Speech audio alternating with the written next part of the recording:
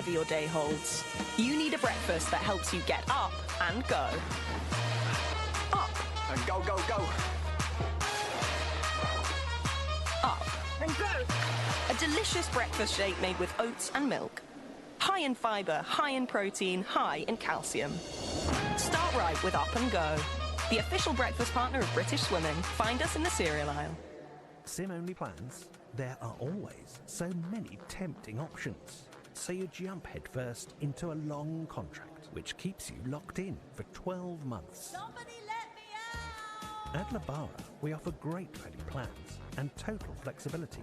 You can get 10 gigs of data, unlimited UK minutes and texts, and 100 international minutes for just £10 a month. And you can change or cancel anytime. Now I feel free. Buy now at lebara.co.uk. Attention please. Here's something I bet you didn't know. Not all supplements are created equal. At HealthSpan, our omega-3 oil is sustainably sourced from the South Pacific Ocean. We find our turmeric in the southern slopes of India. And our cod liver oil comes from the cold, crisp seas off Greenland. We work hard to seek out the best ingredients for our supplements, because that's the HealthSpan way. We're healthspan.co.uk. Vitamins and supplements in-store or direct to your door.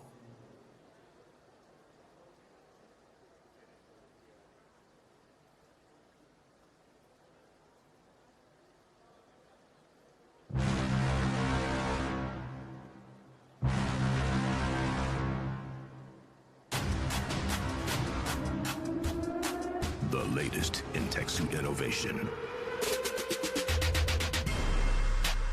Frictionless fiber construction.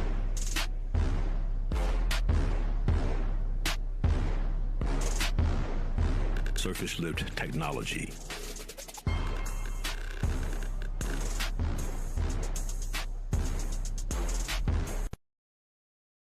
Compression cage.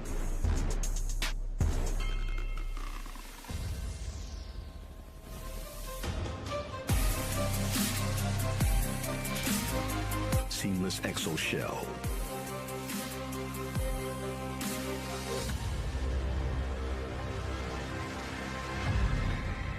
Tier Vinzo. Battleborn. Good evening to you and welcome back to Tollcross International Swimming Centre for session 7. I think I've got it right this time. I blew that last session. So session 7, it's definitely session 7 of the British Swimming Glasgow meet. It's been a great 2 and a bit days so far, and we're looking to a final climax here. This is the 3rd day of heats for the senior athletes. I'm Duncan McKinnell. I'll be taking you through the action, and joining me in the commentary box this evening, I'm delighted to have Ross Nicholas, the National Performance Director at Swim Wales. So a very good evening to you, Ross.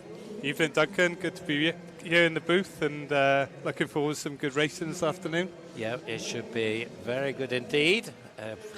Had really impressive swims over the last 2 days. I saw perhaps this morning a great swim from Laura Stevens, perhaps in particular in the 200 fly. Cam Curl putting in a great one.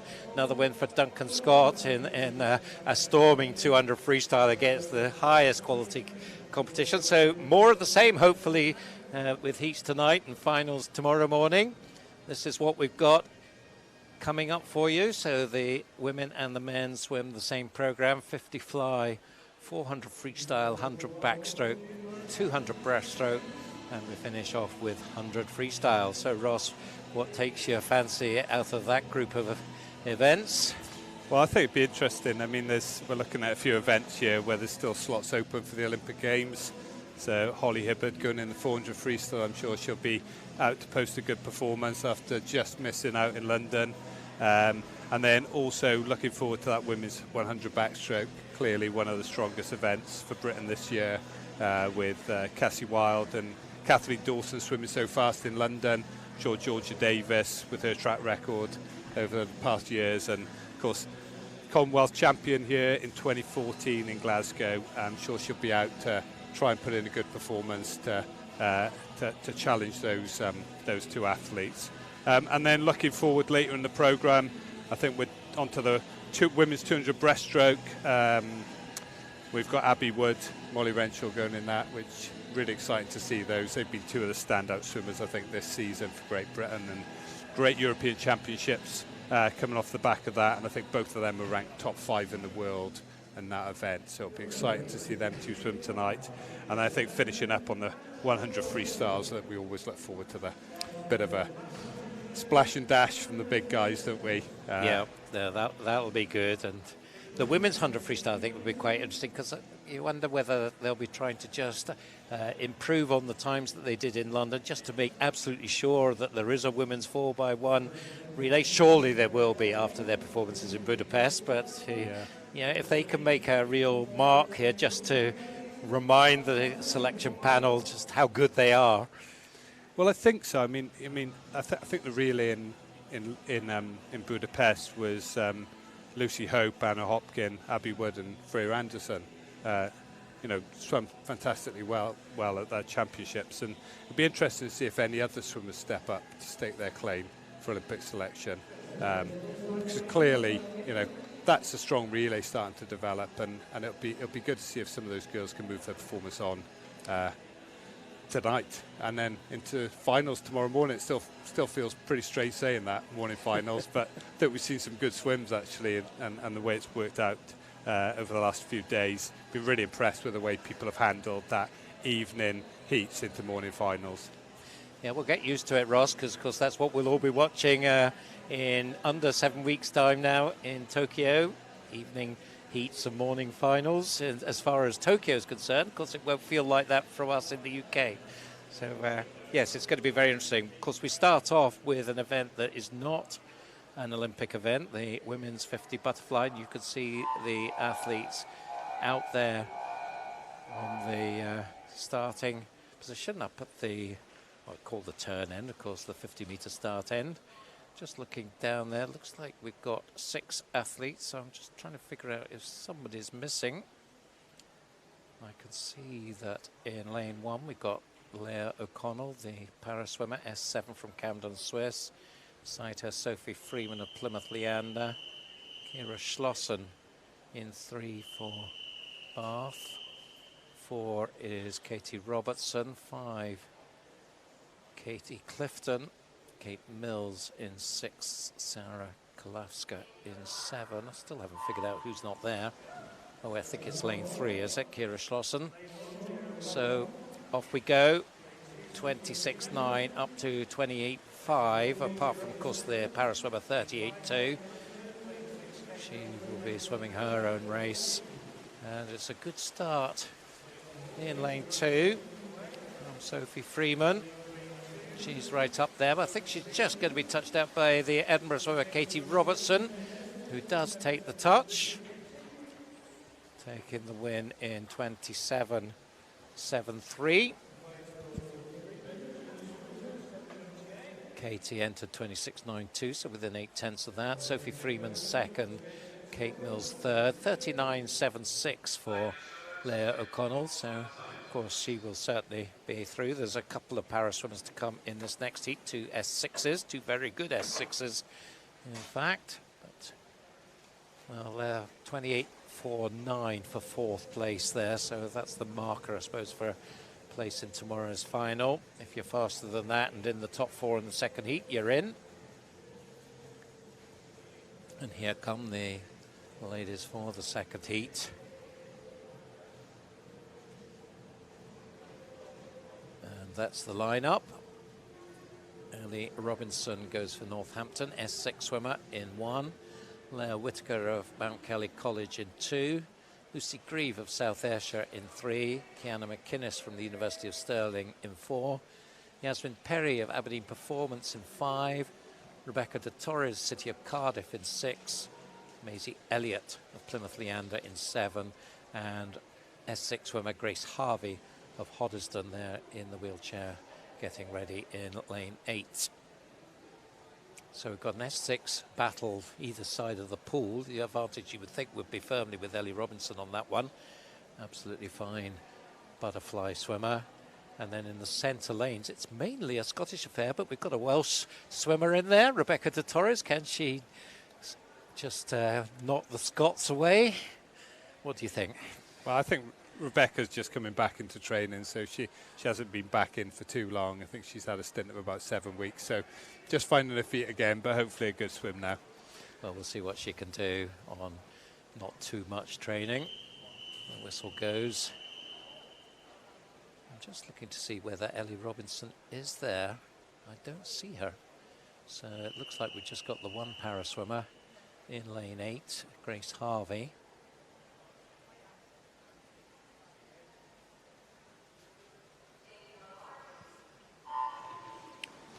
Kiana McInnes, best known on 200. She was right up there in the mix behind Laura Stevens' fantastic swim in the 200 fly final this morning. So don't often see her doing the shorter event, but she is up there in the mix beside her Lucy Grieve of South Ayrshire in lane 3, Yasmin Perry from Aberdeen in 5. But it's going to be Kiana showing some good speed here, certainly working on her short-term speed and coming in there in 27.02. So good swim, just quarter a second away from the Scottish record there. So I think she'll be pretty happy with that. Entry time 26.86, so not too far away from that. Lucy Grieve taking second, Yasmin Perry was third. Grace Harvey there in a time of 40.45. So that's a second inside her entry time, so nicely done from her. So there is confirmation of that second heat. We should get the summary coming up and tell us who the top 8 are. So 50 fly, obviously head down and just go, don't breathe, or are you allowed a breath if you're somewhere in the... I think it's down to the individual. I think you have to find the race plan that works for you. I think the key with any 50 is executing your race skills, getting off the block fast, but really executing and controlling. Actually, I think people think it's a frantic sprint, but actually having control in your stroke, making sure that you're holding water before you develop the rates, really important. And then spotting that finish. Often it's just down to that blanket finish, isn't it? So it's execution of race skills, key on the 50s, key on all events, but probably shows up more than anything on these shorter distances. And I guess particularly on fly, because of the arm movement as you come into the finish, there is actually a skill in spotting that finish well, on fly in particular. Huge amount of practice needed to really be able to judge. And of course, if you've worked really hard in training, you understand the number of kicks you do underwater and then the number of strokes it might take you. But quite often there is an adjustment needed as you come in towards the wall, and you might spot that 7-8 meters out and have to make a small adjustment. And how often do we see at Olympic Games, particularly when races are won and lost right on the finish? So important, really important to all the youngsters out there to try and keep practicing all of those skills in training. Yeah, definitely. So from the women, we move to the men. There they all are. Just having a look along the line there. I can see 7, I think, which is what we were expecting. So Lyndon Longhorn, S4 swimmer from Derwentside in 1, then 2 from Swansea, Cole Hewitt in 2, Daniel Jones in 3, Jacob Peters of Bath National Centre in 4, Cameron Brooks Clark, City Sheffield in 5, Archie Goodburn of Loughborough University in 6, James Woodward of Hatfield in lane 7. 23.6 Jacob Peters' time, and a good start from Daniel Jones, although Jacob now just maybe coming up alongside him. This is going to be fairly tight, but it looks like Jacob just getting hold of it now and moving up half a metre, maybe up to a metre now, and in the end pretty comfortable after perhaps a slightly slow start from him, but 24.19 is not too shabby at all. Second place, Daniel Jones, 24.68. He was the opposite. He got a really blistering start. Here we can see Lyndon Longhorn coming in.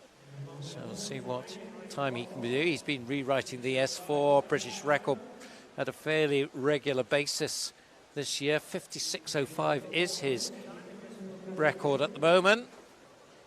Well, it was, because it's now 55.25. So once again, Lyndon has rewritten the record books. Congratulations to him. Confirming there, 24.19 for Jacob, Daniel 24.68, and Cameron Brooks Clark 25.14.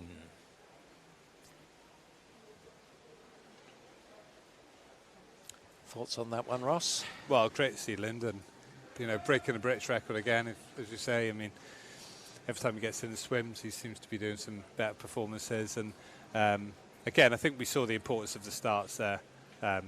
Daniel Jones had an excellent start. He's well known for that. But I think Jacob's shown his real class, obviously on the Olympic team in the 100 fly. Really shown his strength coming through in the last 15 metres and nailing that finish. So the second heat ready to go. Jack Milne swimming S14 for Dundee City Aquatics is in 1. Stephen Clegg of Edinburgh University S12 goes in 2. Gregor Swinney of City of Glasgow in 3. Ben Proud, Plymouth Leander in 4. Adam Barrett of Wickham District in 5. Ben Carr of Edinburgh University in 6.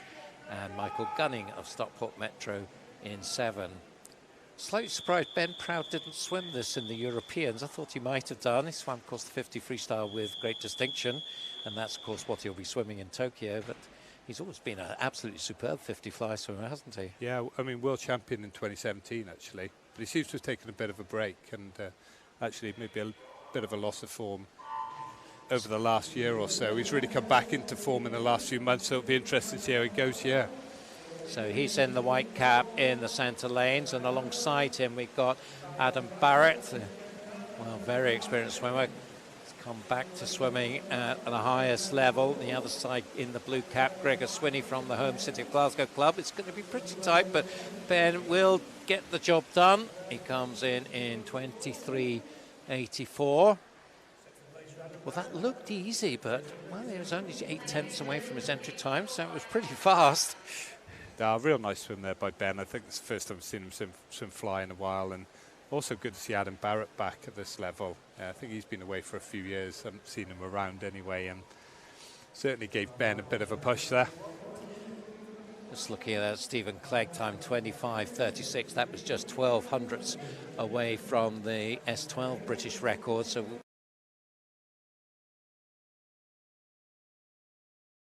the British Para International at 100 flies, so, and we'll be in set and looking for good speed when it comes to the Paralympics in Tokyo. So that's us done and dusted pretty quickly with our first pair of events. Didn't take us too long. There's the top 8. I'm not sure. Stephen Clegg there qualifying 7th. Does that mean he goes in the A final, or does he go in the para final? Watch this space. I don't know the answer to that. I don't know whether you do, Ross. I don't, and maybe he'll have a choice. Well, maybe he will, yeah. Which would you go for if he did? It depends on your objectives, doesn't it, going into that race? I mean, certainly he'll be in a more challenging race, perhaps in that A final. But if he goes in para, he'll have the clean water. Perhaps if he's trying to execute a performance and nail a time, that might be a better option. But I'll leave that decision down to his coach. Yeah, so Chris Jones and Matt Trodden at Edinburgh University are doing a great job with Stephen. They'll, if they have the option, I don't know whether they do, so let's not make any assumptions about that. So we go to the women's 400 freestyle, so something a bit different here. Bit of a change of pace. Certainly will be. We've got 2 heats again. There are 6 swimmers scheduled to go in the first heat. That's the lineup. We'll see in a moment whether they all come out. We've seen 1 or 2 empty lanes so far tonight. Amber Keegan going for City of Sheffield in 2. Lauren Wetherell of Ellesmere College in 3. Monique Olivier of Edinburgh University in 4. Bea Varley of Plymouth Leander in 5. Betsy Wizard, Northampton in 6. And Ellie Simmons swimming S6 for Camden Swiss in lane 7. An important race for Ellie, actually, because I don't think she's assured of a Paralympic slot at the moment, because, you know, absolutely blitzed the world in para swimming in London and in Rio, so it would be very sad if she didn't make it to Tokyo. You know, this 400 freestyle is definitely a chance where she can post a good time, you would hope, to convince the selectors that she deserves to be in the team. Yeah, well, I mean, Ellie's been around for a long time, hasn't she? And of course has delivered medals at all the major games right the way from, I think, from the age of about 13 when she first came on the scene. And yeah, I think you know, Ellie sort of be gunning for this and really hoping that she does get the nod for that selection and go on maybe win another couple of medals at the Paralympics this summer. Yep, so that's the lineup for the first heat. Going to the able-bodied swimmers, the fastest entry time 4:11.59, Monique Olivier. Olympic spots are up for grabs here, and Holly Hibbert, I guess, would be the one who would have her eye on her space here. Entered on a time of 4:07, has to get down to just under 4:06. So wouldn't expect that tonight particularly, although we saw the likes of Laura Stevens last night, blasting it out and then doing it again in the morning. Yeah, I mean, interesting to see the tactics. And Laura clearly came in last night with that objective in mind, and executed it spot on. And traditionally, I think we always look at it as perhaps better performance conditions in the evening. Although, of course, going into the Olympics, that mindset's really important. That's flipped, and actually, I think the mantra of anytime, anywhere, any place, which I know British Swimming will preach to the swimmers, by executing your best performance when it counts. So it's it's an opportunity, I think, on the 400, but also it's an opportunity for some of these other female athletes to start stepping up in this event. It's not our strongest event across Great Britain. I think there's some huge opportunities over the next couple of years to people to start staking their claims for places on teams. So the 6 swimmers are all there for Heat 1.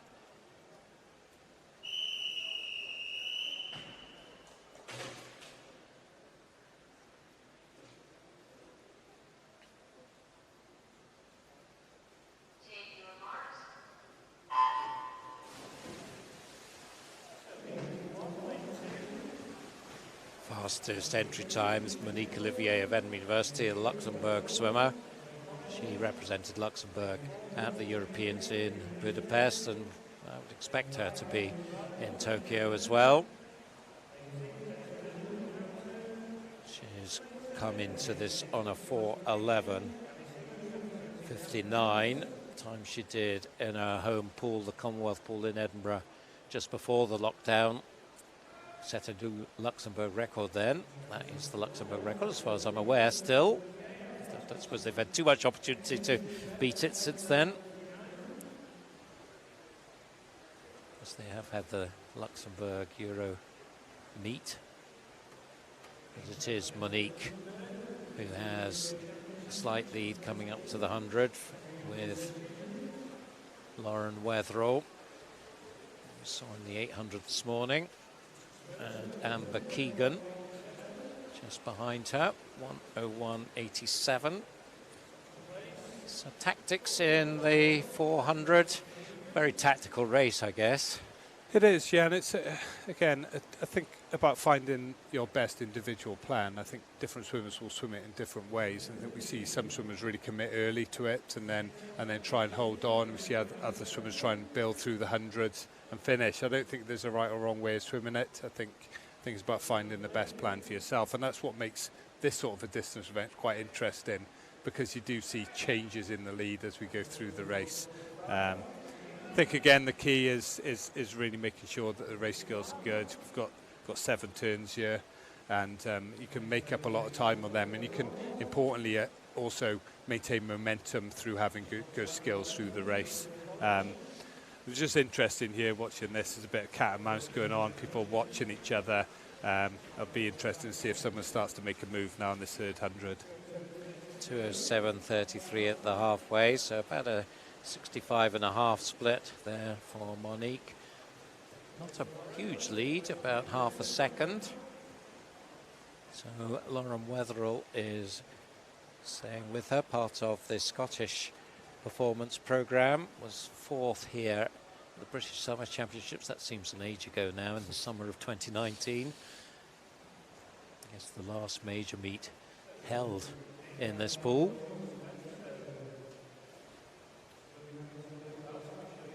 Yeah, it seems a long time ago, Duncan. It's of course we've had the elite level meets this year, but not many opportunities for those sitting outside of those elite designations. So interesting through this meet to see how some other people who've maybe only been back in training for a short amount of time are managing that return to competition.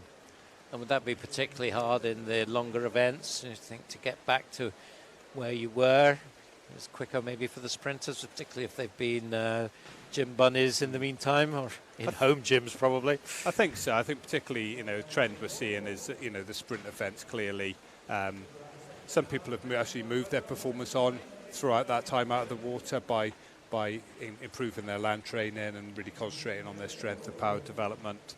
But I think clearly huge amount of work needed in the pool to swim events like 400 metres, and perhaps not quite so easy to come back after a long layoff and start to produce personal best times. But I'm sure we'll start to see that over time, and I'm also sure we'll start to see some of the benefits of that land training people have done come through even in the longer events. So Monique is certainly going to take this. I don't think she's going to be particularly close to the 4:11 entry time, but maybe she may save that till tomorrow morning. That's seeing off B. Varley now, who's moved past Lauren Wetherill into a comfortable second place. And you would expect these top three to comfortably pick up places in tomorrow's final. 4:18.18 for Monique. Second place, B. Varley, 4:19.72 and 4:21.73 for Lauren Wetherill. So now we can focus on Ellie Simmons, who's in on a 5:19. I can tell you that the target time is 5:24. She was bronze medalist in this event at Rio. So go on her final length. Let's see whether she can bring this one home. Certainly, his arms working hard. Good experienced swimmer, of course, and she'll know exactly how she wanted to swim this. Trying to get back to her very best form. So towards the final five. No running clock to guide us, so let's see what she's going to come in on. 5:28.01. So a little bit off the time she needs, but she'll have another go at it tomorrow. And you would hope that she can knock 4 seconds off that to get the 5:24.38 that she needs. Confirmation then, 4:18.18, Monique Olivier. B. Varley 4:19.72, Lauren Wetherill 4:21.73, 4:25, Amber Keegan in fourth spot. Yeah, difficult job there for Ellie, swimming that on her own, and hopefully tomorrow she'll be in a race maybe with Maisie Summers-Newton, which can push her on to some faster performances.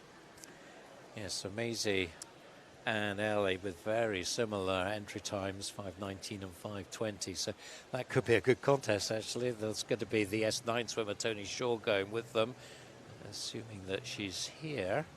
And she is slated. You can see there in lane 7, the S9 swimmer from Aberdeen. And she's a pretty useful 400 freestyler as well. Silver medalist in the Worlds at the World Para Championships. Another one that seems a long time ago. So that is the lineup there. Maisie Summers-Newton, as you saw there in lane 1, will go for Northampton, swimming S6. Fleur Lewis of Ellesmere College in 2. Freya Colbert, so that's maybe one of the future swimmers in the 400 freestyle for Britain, looking like she's nailed on for place in the Rome team on European Juniors. Then Holly Hibbert, that we talked about, from Bath University. Michaela Glenister, University of Stirling in 5. Emily Clark of Loughborough University in 6. And Tony Shaw of Aberdeen Performance in lane 7. Yeah, Freya's certainly one to watch. I mean, really good up-and-coming talent, still eligible for junior competitions this year. And hopefully she'll gain selection for European Juniors. And coached by Nathan Hilton at Nova, and he's done a great job there with Freya. And I think we really do need some younger swimmers coming through in this event. And I think, like I said earlier, there's a big opportunity, there's some big gaps and some big opportunities on senior teams in the years to come, I think.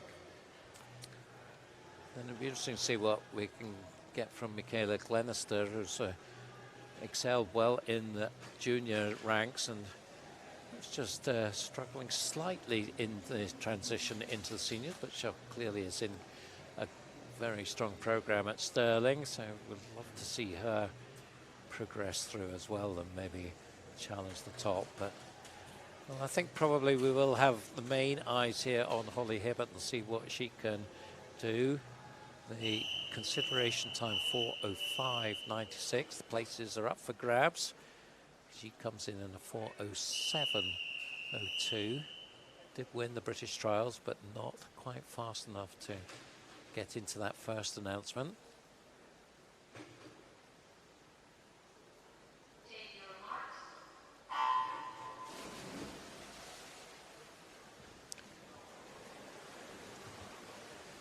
So she sets off in lane 4. Also a good start from Emily Clark in lane 6. Then behind them, Michaela Glenister and Freya Colbert. Freya, of course, in the familiar green cap of Nova. So she's easily recognisable against the black caps around her. But Holly Hibbert first to turn, 28.87. And certainly pushing it out pretty strongly here, Ross. She's got quite a big lead already. Yeah, well, I think she's gone out with certainly some intent, and I think we'll see over the next couple of lengths, you know, whether she's really got that intent to try and hit that consideration mark tonight. No interesting event here. Holly will probably be swimming this largely on her own if she's going to be anywhere around that 4:05 mark. So it's about pushing yourself and driving yourself forward. So I think we'll probably know more in the next 100 metres whether that might be on tonight or whether maybe she'll back off a little bit and save something for tomorrow morning. So 1:005, is that a fast enough start, do you think, to get anywhere close to 4:07? Well, 4:06 rather. I always tend to think the second and third hundreds tell you a lot more than the first.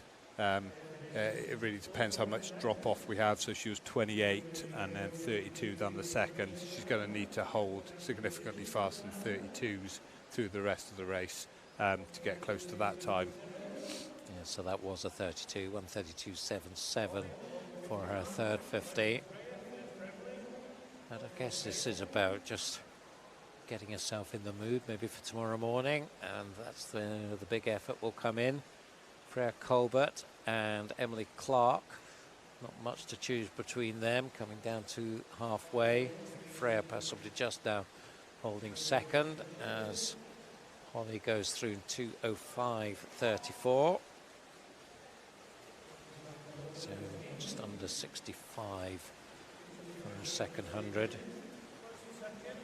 So you would, I think, be very confident that she will have lane 4 in the final tomorrow morning. That I think it certainly looks like that 4:06 will have to wait till tomorrow. Yeah, I think so, certainly at this pace. And I feel for Holly a little bit. She's not really getting pushed maybe at the level that she needs on this event, and largely is having to do it by herself. But you know, sometimes you need to do that as an athlete, and you have to dig deep, and you have to find your own race plan. You have to execute that. I mean, when you think back to, say, the likes of Dan Jervis at the British trials, he had to do that on his own in the 1500, and he did it brilliantly. Yeah, and Dan sort of got used to that over the last few years. He's had to do that domestically, and I think, you know, what we saw at trials, did see some people starting to push him a little bit, particularly on the 400 with Kieran Bird taking the win there, and also on the 800 really pushing him close. Perhaps on the 15 he had that ability to pull away, but I think early doors there, Tobias Robertson pushed him, and so did Luke Turley. So at least in the men's events there is some level of competition that's really pushed Dan on a little bit, but that ability to really drive yourself forward on your own, I think is something you learn, and something that's a real attribute if athletes can develop that. 3:44, so pretty steady, sort of 65 pacing I think we're seeing here from Holly. But see if she just picks up a little bit of pace down this last length. You can see there on the left of your screen, it is Emily Clark, who's now clear in second. So we briefly saw Freya in second, but well, she's well behind Emily now. So that's going to be the 1-2 as Holly Hibbert coming in 4:16.46. So that's a couple of seconds faster than Monique Olivier in first heat. Around about 65 again on the half final 100. So, well, she knows what she's got to do tomorrow. She's got to knock 10 seconds off that. 2.5 seconds per 100.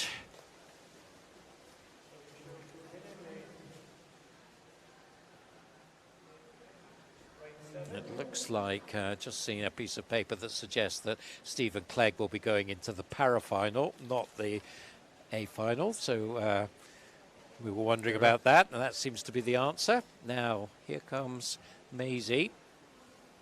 Tony Shaw, by the way, came in a 4:44. So she was around 5 seconds off the British record with that swim. So another good, competent swim from Tony in the S9 category. The 4:50 was the para entry time there, so comfortably in that, although she already, I think, had qualification virtue of her swim in the Worlds. Now let's see what Maisie's time is. 5:27.35. So that's a good, strong swim there. And that certainly is encouraging for the Maisie versus Ellie race tomorrow morning. Well, 1 second between them in the heats there, in separate heats, and yeah, something to look forward to. I think a tight race there, and hopefully, you know, on the 400 final there with Holly and the other girls, hopefully they can step up and you know, I think looked to me like quite a few of them are holding something back there for tomorrow. So hopefully we'll see some faster swimming in the morning. So here comes the summary. So top 8 there. Hibbert, Olivier, Varley, Clark, Weatherall, Colbert, Keegan and Lewis. Betsy was just missing out by just a bit over a tenth. And there are the 3 para swimmers, 4:44 for Tony and 5:27 and 5:28 for Maisie and Ellie.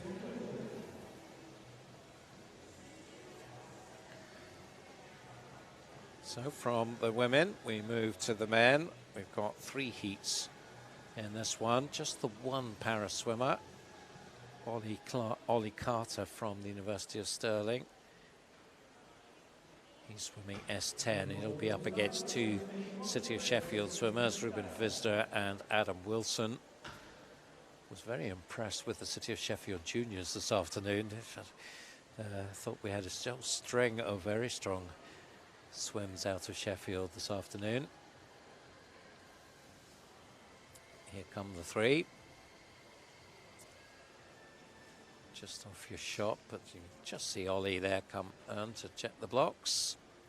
And there they all are. So it is Ollie Carter, University of Stirling, S10. He's the one with the white t-shirt. And then the 2 from City of Sheffield, Ruben Visder, Adam Wilson. Coming up then, Luke Turley and Kieran Bird in the later heats.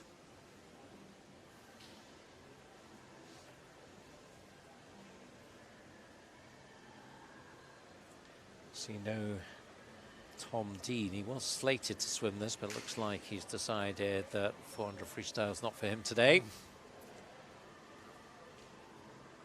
Just looking to see if we do have Max Litchfield. Good 400 IM from him this morning. Comprehensive winner. We'll see what he can do in the 400 free. Just missed the final in the European Championships, but that's still to come. We've got these swimmers to focus on now.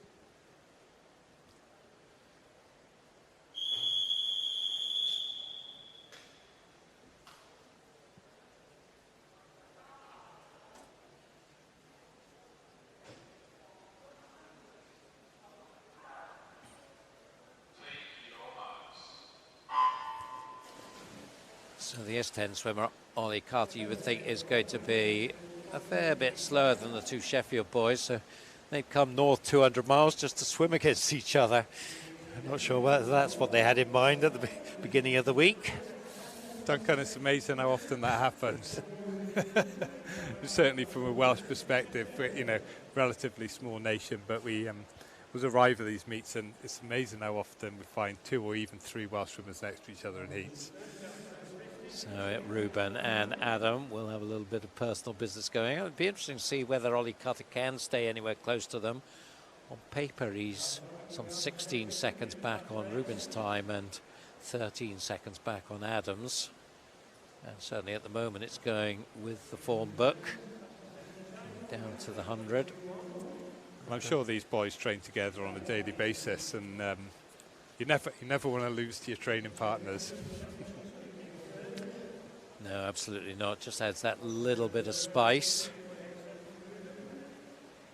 58.87, so a pretty good start from Ruben.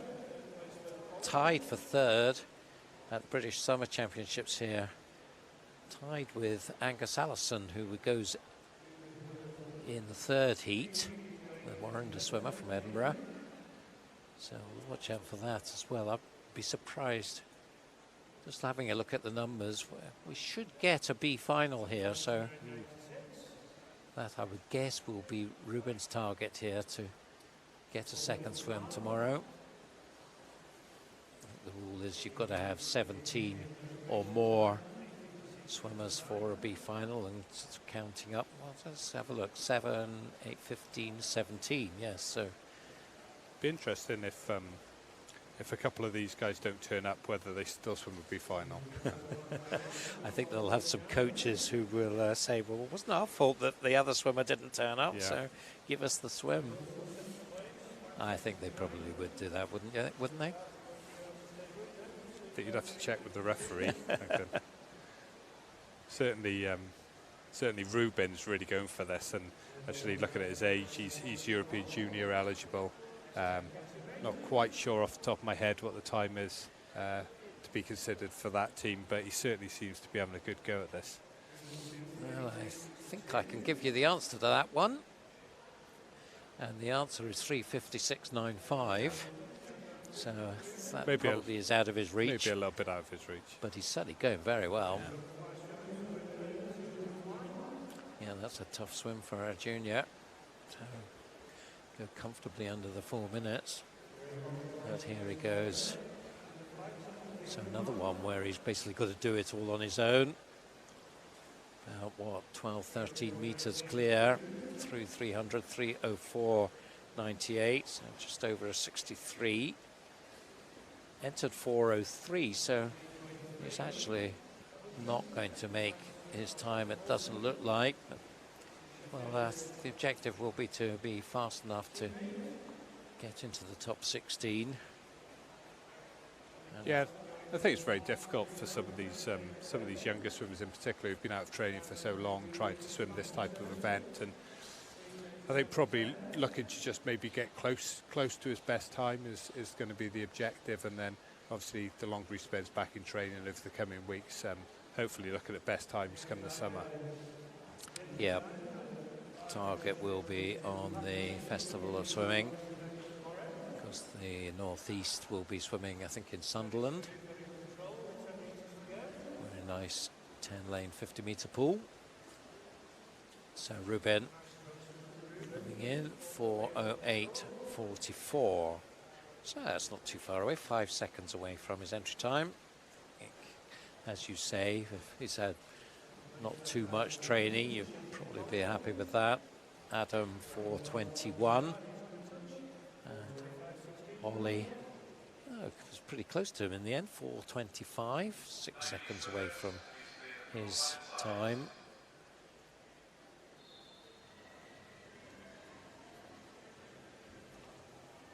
So Ruben will be able to take the bragging rights back into the Sheffield camp. Got some more Sheffield swimmers to come in the next heat as well. 7 swimmers are slated to go in the second heat, as we just see the summary there of heat 1. Mr. Wilson Carter, the 1, 2, 3. Joel Thompson will go in for Ellesmere College in lane 1. George Barber of City of Sheffield in 2. Stephen Milne of the University of Stirling in 3. Luke Turley of Bath National Centre in 4. Will Bell of Loughborough University in 5. Will Riley of Bath University in 6. And Ben Cope from the City of Sheffield in 7. There it is, the lineup. They're not out on the blocks yet. But what do you expect in this one? Well, I think both Luke and Will Bell both swam well in the 800 yesterday. I think Luke was just under 8 minutes and Will Bell was just over 8 minutes. So certainly both of them are on decent form coming into this race. Interested to see how Stephen Milne can hold his form with them. Maybe he's been more focused on the 200 in the last couple of years. But it's always great to see Stephen swim a 400, world class at his best. And then we've got a Welsh lad actually in lane 6, Will Riley from the University of Bath, who I'm certainly hoping will give the other guys a good run for their money. So I don't know in Bath and Loughborough for that matter, the National Centre swimmers obviously have had good pool time through lockdown. But the ones who are not in the National Centre, have they had as much, do you know, as Will had decent pool time? I think for someone like Will, a bit more of a challenging situation. Will actually got the opportunity to come and train back in Swansea for a while. And certainly with our elite swimmers on our senior elite programme, we managed to get dispensation through Welsh Government to allow them to come in. Good. But as time went on, we've just tried to work through and find better scenarios for swimmers to give them the best opportunity, and certainly Bath University did get up and running. So Will's had a pretty good run through the year. So we'll see how he gets on that. And there is a space up for grab. Kieran Bird has got one, but there's another one if somebody can get down to 3:46 and change. I think it's going to be a push at this meet.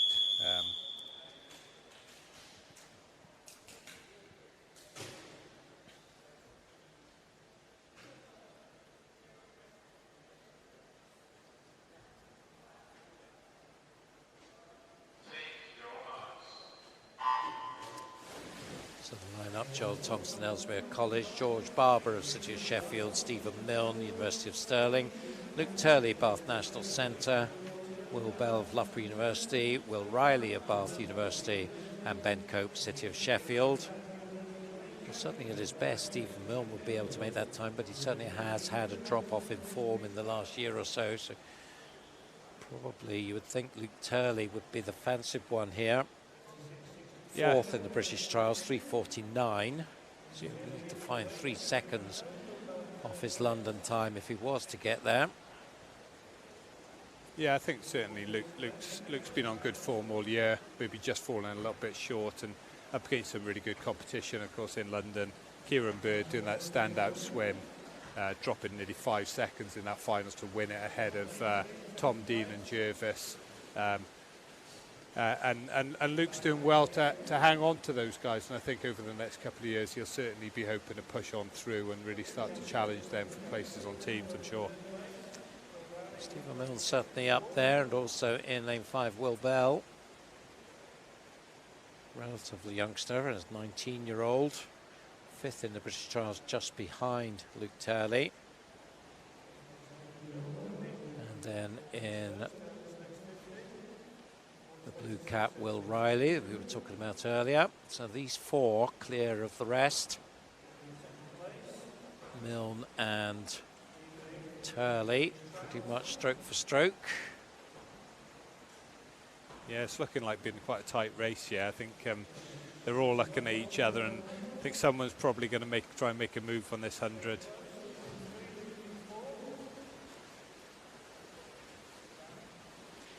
Would you ever actually change your race tactics in the middle of a race because of what's going on, or race plan is it come what may? I think you come in with a clear race plan, but I think we try and help swimmers realise that being adaptable and flexible to that race plan, especially in this type of event, is really important. And ultimately, the sport is racing, so you have to be able to race and you have to be able to change and adapt. So Luke Turley just made a little bit of a move down that length and has opened up about 6/10. Bell now just ahead of Milne. Looks like we're dropping Will Riley, and Luke Turley trying to drop the other 2 as well. He's got now a full body length advantage as we come to 300. It's often the 100 we see the swimmer make the move, and Luke's clearly got about a 2 metre gap there now from that 100, so it's a really good shift up in pace from Luke. Yeah, down to a 59 on that third 100. So That was about 3-4 tenths faster than his previous 100. Doing his best to go with him is Will Bell. Stephen Milne just steady pace and therefore not really sticking with the leading two now. And Will Riley, in fact, is coming back at him a little bit. But it's Turley at the final turn. Well clear now, 3:25.12 against 3:26.30 for Bell. So again, pretty much 30-second split there. So another one of those would be 3:55, so hopefully it'll be a little bit faster than that in this last length. Bell is going to get second, Milne is going to get third. Both, all three of them, I'm sure, will be around tomorrow morning. 3:54.22 for Luke Turley. Will Bell, 3:56 flat. And Stephen Milne, 3:56.95. Will Riley, 4:00. So 4:00, I guess, is that benchmark then for the A final. He'll have to sweat it out and see, watches the swimmers in the next heat. Thoughts on that one?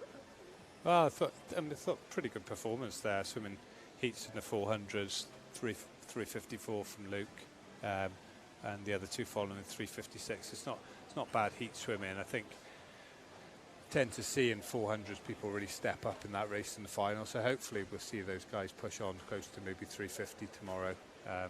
We'll have to wait and see. Yep, we will. Of course, particularly the guys who are on the plane to Tokyo will have to get very used to the idea that they're going to have to swim really fast in heats. There's no slacking a towel if you want to progress. Yeah, it's a real good challenge for the guys this week, and I think speaking to some of the athletes, they have found it challenging, just getting their heads around not just the morning finals but the evening heats. Actually, the whole flip, maybe swim a final this morning on one event to have to reset now and change your focus, maybe change your stroke into a different distance and different type of event in the evening. So equally challenging both ways. I think people probably thought about the challenge of swimming fast in the morning, but like you say, it's not just that, it's about executing in the evening as a heat swim as well. But a real good exercise for everyone, I think, and certainly something that swimmers will have found challenging. You can see there the lineup for heat number 3. They're coming out to the blocks now. And just do a little count. And I think we've got them all there. Joseph Dion, Millfield School, goes in 1. Reg Lloyd of University of Stirling in 2. Jacob Goodman of Loughborough University in 3. Kieran Bird of Bath National Centre in 4. Max Litchfield of Loughborough National Centre in 5. Charlie Hutchison, Loughborough University in 6. Joshua Williams, Wickham District in 7. Angus Allison of Warrender Baths in 8. So we saw a really good swim from Jacob Goodman in the 800 this morning. Max Litchfield, of course, already winner in the 400 IM. So we'll see what he can do. And Kieran Bird, winner in the trials, getting the time he needed. 3:46 dead he did there. The target time 3:46.78.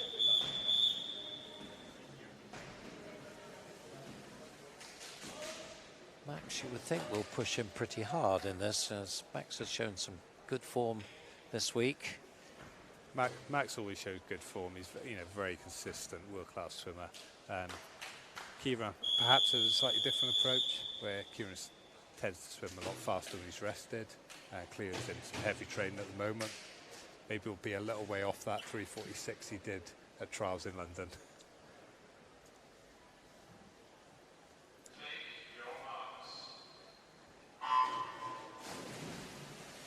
Couple of juniors as well in the outside lanes, Joseph Dion and Angus Allison. Keep an eye and see what they can do as well. Max Litchfield swam this in the Europeans, was 3:48 there. The 3:50 entry time he did was in that very first meet, Manchester International, after lockdown, so he has swum it a couple of times recently and swum it well. And certainly he's in that group at the front with Kieran in lane 4 and Jacob in lane 3, and they're just ahead of Charlie Hutchison in lane 6 rather. Approaching the 100. Who's going to get the touch? I think it's going to be Kieran. 57.02. So not as fast as Turley took it out.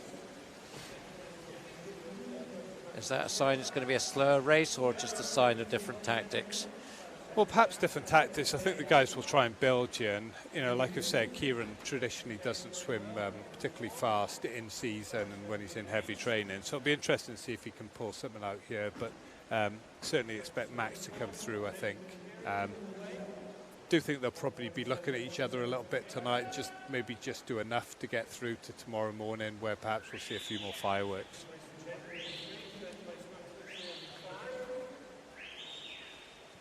It's only pretty tight, and right up there with them is Jacob Goodman. Jacob was 6th in the British trials, where he did his 3:50 entry time. 2nd here in the British Summer Championships in 2019.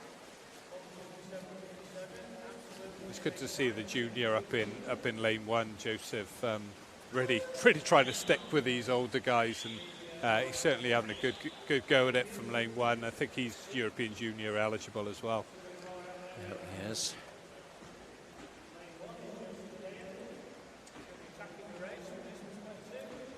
So, yeah, definitely feels like cat and mouse here. 3 still turning together, and then a couple not that far back.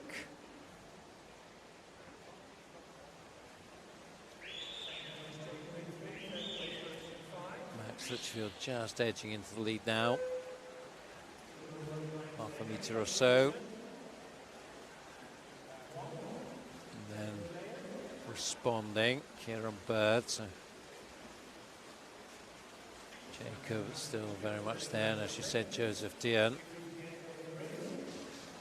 2:58.03.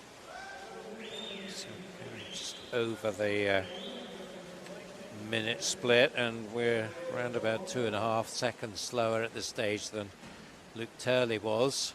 So Luke possibly the favourite now to occupy lane 4 tomorrow morning, unless there's a very fast finish from Max Litchfield leading the way, or Kieran Bird blitzing through. Well, I can see Max and Kieran have really just picked up the pace there, and certainly Max taking the lead now, and just pulled away from the rest of the field. So these two now clear of Jacob Goodman.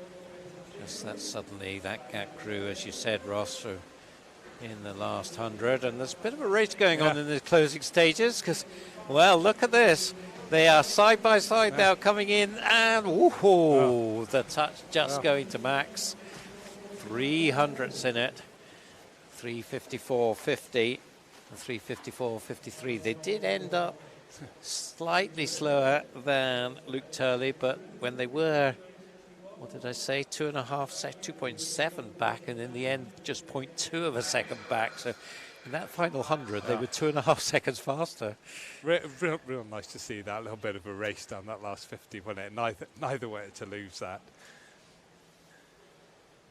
Yeah, so Max, the experienced campaigner, just doing it there, and so he'll be in lane 5 for the final. Kieran Bird will be in 3. Jacob Goodman will be there, and looking at that, 2 swimmers tied for 4th. So let's just watch out on that. I think they might be tied for 7th overall. I think both will just make it in. Yeah. Yeah. So I'm sure and that's confirmed there. Josh Williams and Will Riley will just miss out, unfortunately. There's 2 Welshmen there, unfortunately. Two Welshmen, but we've got Kieran in there. Kieran's Welsh, and we've got quite a good middle distance group coming through with Jervis and Kieran and some of these younger guys coming through as well. So we're quite pleased where we're at in those events. Yeah, my guess is that the swimmers will be quite relieved that they tied for 7th and not tied for 8th, because I think the last thing they'd have wanted is to swim off in a 400. I certainly don't think you'd want to swim off in the next hour or so, would you? No, that would be uber painful. So, good race there to see off the 400 freestyle. An exciting finish there. Max Litchfield and Kieran Bird. And, well, we're set, I think, for a good one tomorrow morning on that one. Yeah, I think it'll be exciting. You throw Luke into that, 3 of them at 3:54 in the heats. Hopefully we'll see them all drop towards that 3:50 mark tomorrow. So we have women's 100 backstroke now. The Olympic spots are taken by the 2 from Stirling, Kathleen Dawson and Cassie Wilde. We'll see them both coming up. But there are 3 heats and we've got 5 swimmers in the first of them.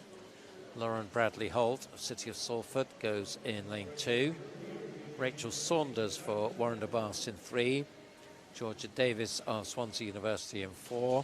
Tatiana Tostevin of Millfield School in 5. And Holly McGill of Heart of Midlothian goes in lane 6. So Georgia Davis, sub-minute entry time, 59.84. I think she'll go fast in the heat or just get the job done and save her powder for tomorrow. I think Georgia would probably like to lay down a marker. I know she's certainly focused to come here and try and race fast. Guess we'll find out in the next 60 seconds or so.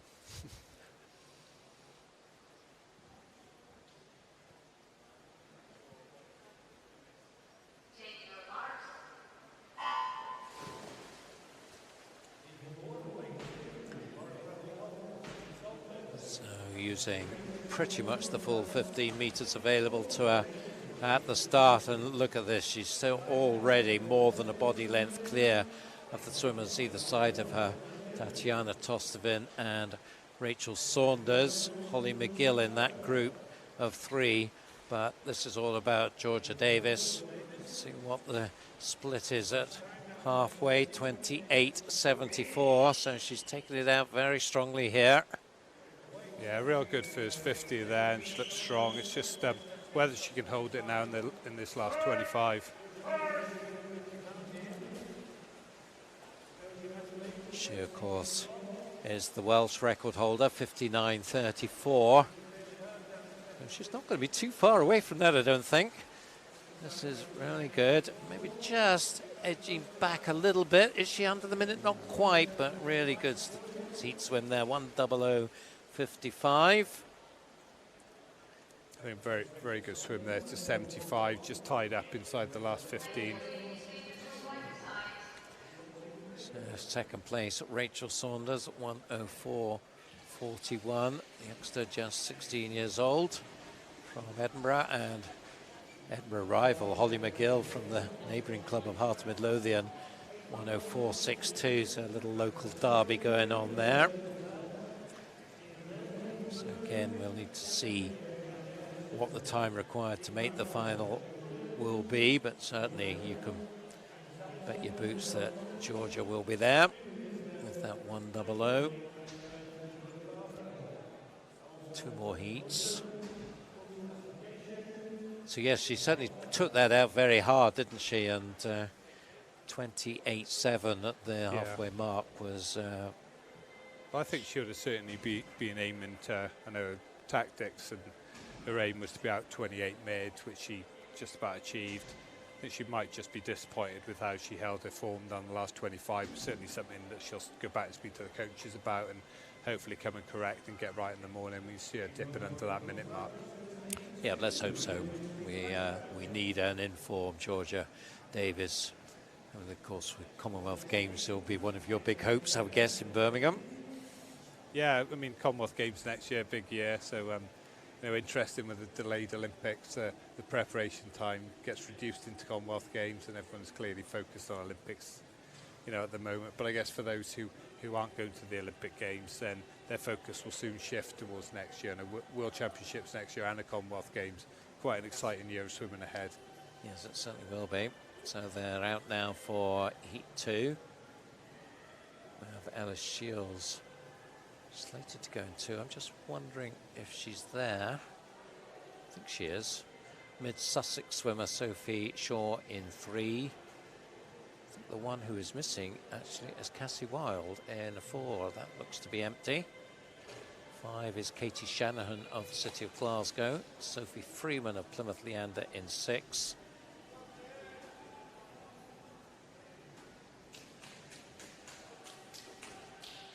Abby Kane, University of Stirling, goes in lane 7. S13 swimmer, 2 para swimmers in this event, Abby in this heat and Hannah Russell, the S12 swimmer, in the next one. So both swimmers with visual impairments. So as you can see, no swimmer in lane 4, so Cassie taking the evening off. As of course the space booked for Tokyo. So an opportunity for Katie Shanahan to show her backstroke skills perhaps in her home pool. She's shown some good performances so far this weekend, and it looks like she does have the lead over Sophie Shaw in lane 3 and Sophie Freeman in lane 5. Both Katie and Sophie Freeman in the junior ranks. Both, I think, will fancy the chances to be in the team for Rome. So Katie Shanahan, 30.60. So not the blistering speed that we saw from Georgia in the first 50, but good solid swim. Katie, 62.92 entry time.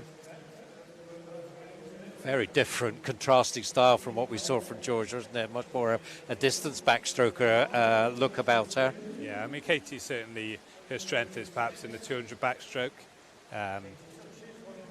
but she'll need to develop that 100 speed as well as her career progresses, and certainly a huge talent. An amazing performance only a couple of weeks ago at the European Championships on the 200 backstroke. So Katie's certainly one to look for the future. Yep, finalist in the 200 backstroke at Europeans as a 17-year-old. So I think probably confounded the expectations of the team out there as to what she could do. Yeah, and it's interesting really within this 100 backstroke, you tend to have those swimmers like Georgia or Kira Toussaint who are real speed merchants trying to swim up to the 100, or you have that type of swimmer who is perhaps more controlled and lower stroke rates, trying to swim down from a 200, and I think we see that maybe with Cassie Wilde as well, with a very relaxed long stroke, but still able to generate that immense speed. So yeah, contrasting styles, no right or wrong way of doing it. I don't think it's the end result that counts. Yeah, indeed. So 102.86 was in fact improvement on the 102.92 entry time that Katie had posted, so can't complain with that in the heats. One more heat to go, waiting for the swimmers to come out to see if they're all there. That's the lineup. Blair Whitaker of Mount Kelly, Ellie Turner of Perth City, Kathleen Dawson, the University of Stirling, Charlotte Evans of Loughborough University, Rachel Anderson of Loughborough University, and Hannah Russell of City of Manchester Aquatics. And I'm just looking, and it looks like Kathleen's not here either. So, well, Georgia, you would think will have the final to herself on that basis, with the 2 Stirling swimmers both posted missing. As Kathleen showed that she knows how it's done in the 100 backstroke after that win on a re-swim in Budapest, but she's not here today, so we'll not talk about her. Let's talk about the ones who are here. Leah Whitaker, Ellie Turner, Charlotte Evans, Rachel Anderson, and the para swimmer Hannah Russell. Hannah Russell, para champion, in fact, 106.06 she did in Rio. Already, I think, has posted what she needs to get into that para team, was a 108 at the British Para International. It's comfortably fast enough for what she needed. Charlotte Evans then, 101. Did that in the trials, made the final.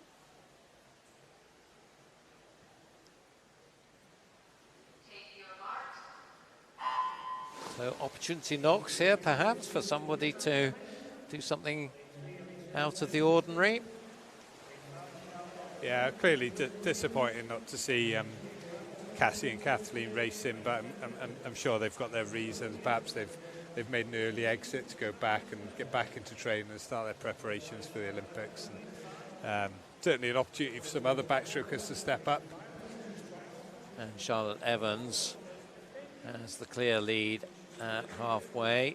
Pretty much bang on the 30.04, so faster than Katie Shanahan's split, but not as fast as Georgia's. Behind her, Rachel Anderson. And then on the other side, the Perth swimmer Ellie Turner, better known as a 200 swimmer. Charlotte Evans now coming under a little bit of pressure from Rachel Anderson, so the two Loughborough swimmers, but it is going to be Charlotte who sees off that pressure and comes in on a 1:02.38, so within half a second off her entry time, and that will make her, I think, second fastest qualifier for tomorrow's final. Second place, Leah Whitaker. No, in fact, I got that wrong. Rachel Anderson second, Ellie Turner third.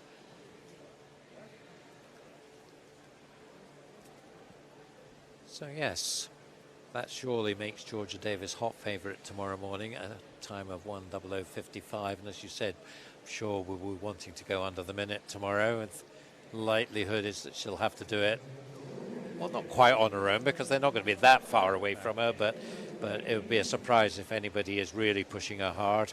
Yeah, well, you never count people out, but I think Georgia's clear favourite going into that final tomorrow. I think she'll probably be a bit disappointed that the Stirling girls aren't there to race against. So I know she wants to challenge herself every day and go up against the best. But like I say, I'm sure they've got their reasons there, and certainly an opportunity for some of the other guys to step up there tomorrow and try and get into that, maybe that second or third spot at least. Yeah, just looking at the 1:09.29, so for Hannah Russell, that was just half a second away from the time she did rested at the British Para International, so a tidy swim from her. So men's 100 backstroke is next up.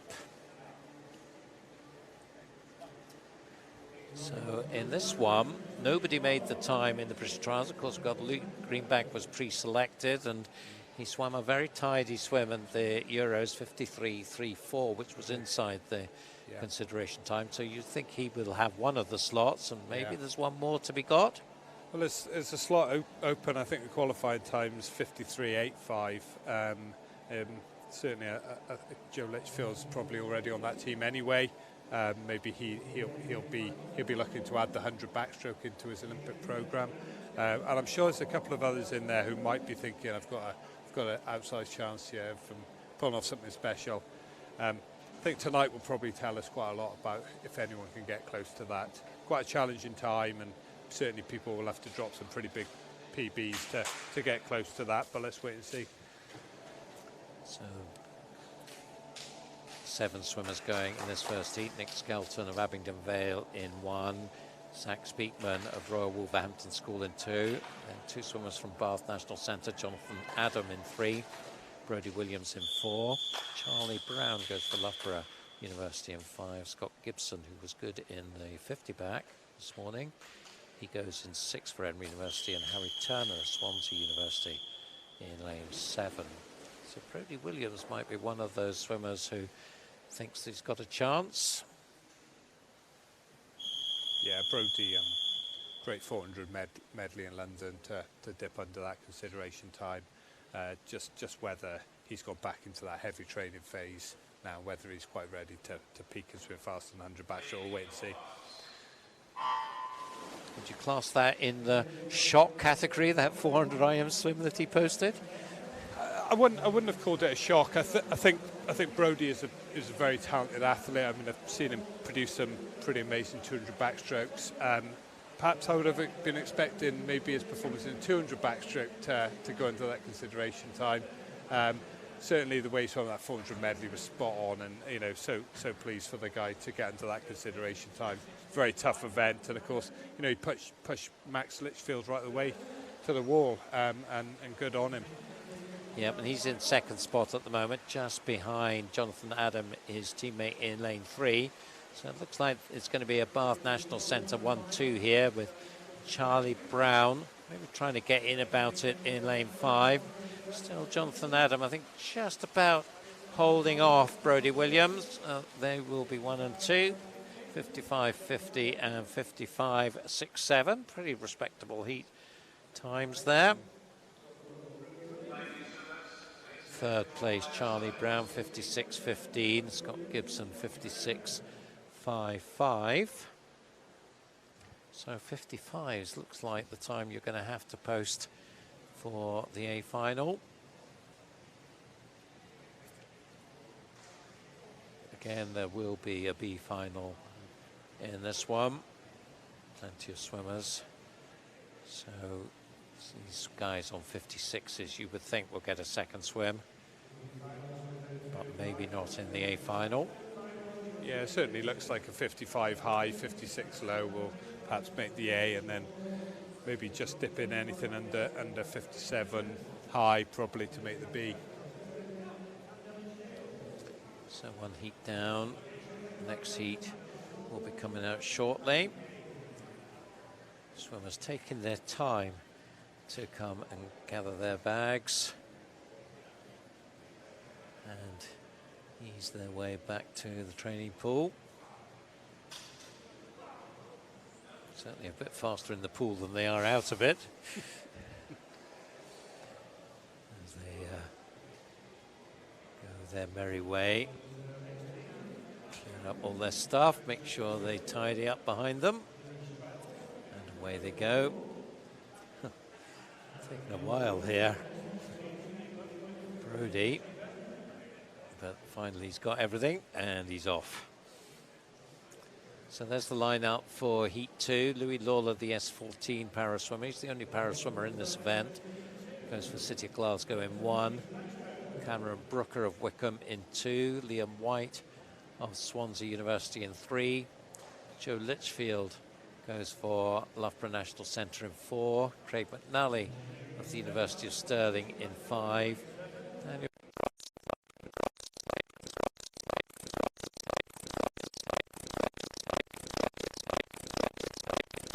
is in lane 8. And they're all here. Just have to check it. We've had more withdrawals tonight than I think we've had all week, so obviously that's getting to them. I guess you tend to see that in meets, don't you, by the time you get to day 3 heats. Yeah, and I think you know, certainly for those who swam at Europeans and Olympic trials, there's been a lot of competition. I'm sure people are starting to feel a little bit of mental fatigue, so we might see that today, but I'm sure we're going to see some fast swimming in this, and certainly tomorrow morning, really looking forward to the finals. Do you think Joe Litchfield would fancy getting under the time so as he can actually book a place officially in the 100 back along to the times he's already got elsewhere? I think Joe's definitely going to be gunning for it. We'll see Joe fire off this start. I mean, incredible underwater work, great skills. 53.8's big ask, but I think he's capable of doing it. He was just 54.0 in London, winning the trials, but just 2/10 agonisingly away from the time he needed. So he goes in the white cap there. He's got Craig McNally of the University of Stirling on one side of him, Liam White from Swansea on the other. And so a good start from Cameron Brooker of Wickham in lane 2, and well, others as well, but it is Joe Litchfield who is opening it up a bit. Coming up towards the turn. Others well aligned behind him, but Joe going through 25.76. So he's certainly giving it a good go here. Do you think he's got a chance off that to get there? Yeah, certainly. Yeah, great split. Again, it'll come down to this last 25 where they hold his stroke length, hold his stroke together, and his form into the finish.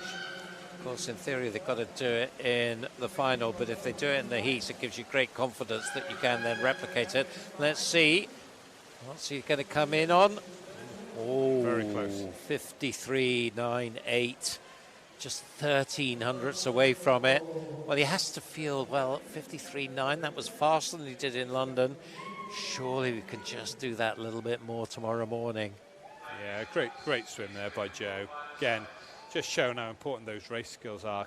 Came up clear after the start, and then again off the turn, probably took another metre and a half off the rest of the field on the turn. Craig McNally just edging second from Cameron Brooker, both in the 55. So we talked about the time required, and certainly they'll be in. The 56 there for Daniel Cross.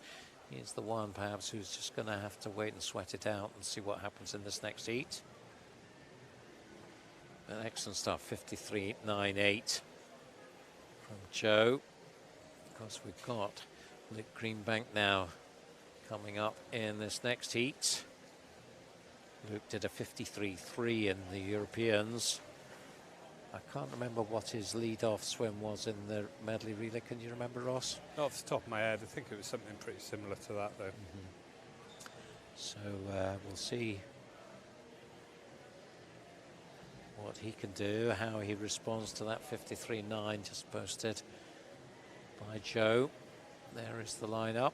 Robbie Hemmings goes for Poole in 1, Jay Lelliott, City of Sheffield in 2, Xavi Castelli, City of Cardiff in 3, then 2 from Loughborough National Centre, Luke Greenbank and Elliot Clogg in 4 and 5. Martin Walton, who won the 50 this morning, goes in 6. Samuel Pease of University of Stirling in 7, and Simon Clement of City of Sheffield in 8. They're just making their way now to the blocks. Let's count them out. 1, 2, 3, 4, 5, 6, 7, 8. Yep, they're all there. Luke, of course, will occupy lane 4.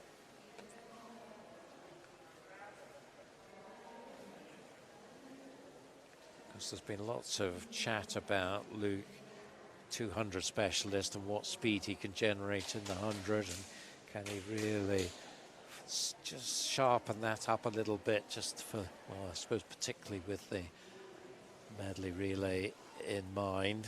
Yeah, hugely important. I think, you know, our medley relay at the Olympics has got a great opportunity, and clearly the backstroke was an area where we've been losing to maybe some of the bigger rivals, but Luke's really started to bring that down. You know, some really good personal bests this season. 53.3 with the Europeans. If he can get that into the 52s, that becomes really competitive. Yeah, we saw a big difference between Luke and what he was able to do coming off injury in London, and then what he was able to do just a few weeks later in Budapest. It was quite a transformation, really. Yeah. So it'd be interesting to see what we get here. Elliot Clogg beside him, also in the black cap. On the other side, the very experienced Xavi Castelli.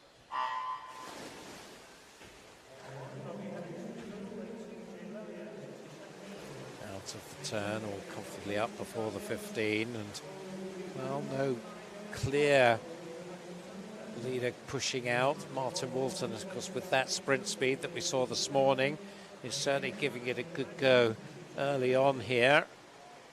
So the Sheffield Bank Simon Clement there, but actually it's all in the centre here as they turn. 26.48. It was Clogg, in fact, getting the touch, and that's about 7/10 slower than the previous heat. So it doesn't look like they're going to match that time that we saw from Joe Litchfield, but we've got a race on. Let's see who is just going to push through, and I think it is going to be Greenbank in lane 4, just edging through and doing enough to take the win in a time of 55.23.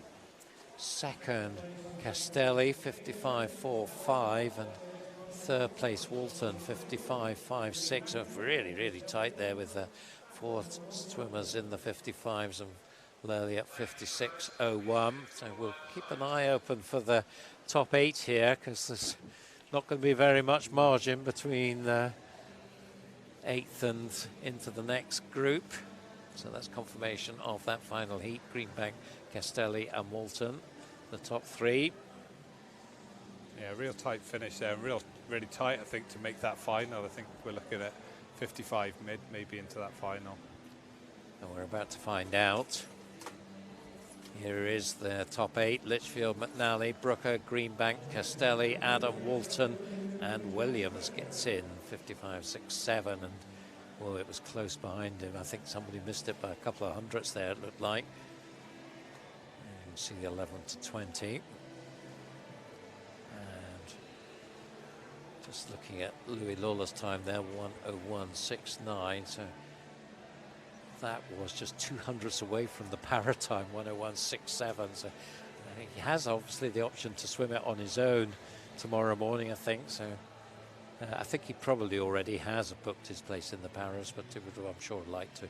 Yeah, I think Louis went under the time in Sheffield, I believe. So certainly a talented athlete and young athlete coming through as well. I'm quite excited for the Paralympics in Tokyo later this summer as well. Yeah. So it was just 200ths of a second between 8th and 9th there. Little differences make a big difference. Women's 200 breaststroke. This is going to be an interesting one. We've got the places full on the plane on this one. Abby Wood, who will go in the first heat, assuming she's here, because we've seen a few of these ones who have got places assured ducking out. Molly Renshaw in the second heat. So again, let's count them out. And we are missing one, it looks like, as we have a look along. But we do have Abby, though. I think, is it Sarah Vasey who's not here? Looks like it. Yep. So Caris O'Reilly going in lane 2 for City of Leicester. Hannah Miley in 3 from Aberdeen Performance. Abby Wood of Loughborough National Centre in lane 4, Lily Booker of Millfield School in 5, 6 is Beth Dennis from the City of Peterborough, 7 Anna Morgan of Millfield, and 8 Nova Centurions Fraser Colbert.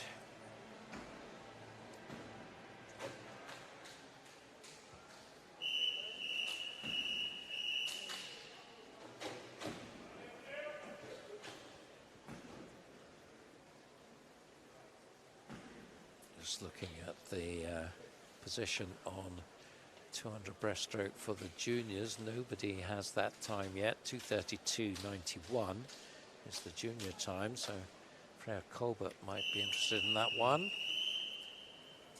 we've also got Ellie Sybil Perkins in the next heat as well.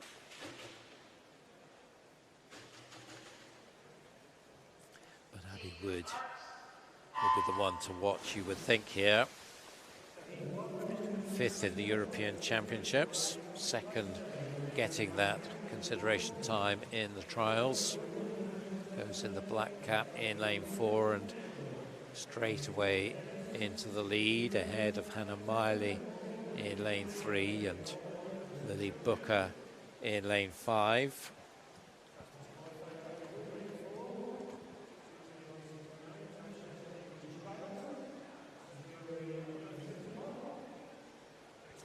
So Abby, 33.18.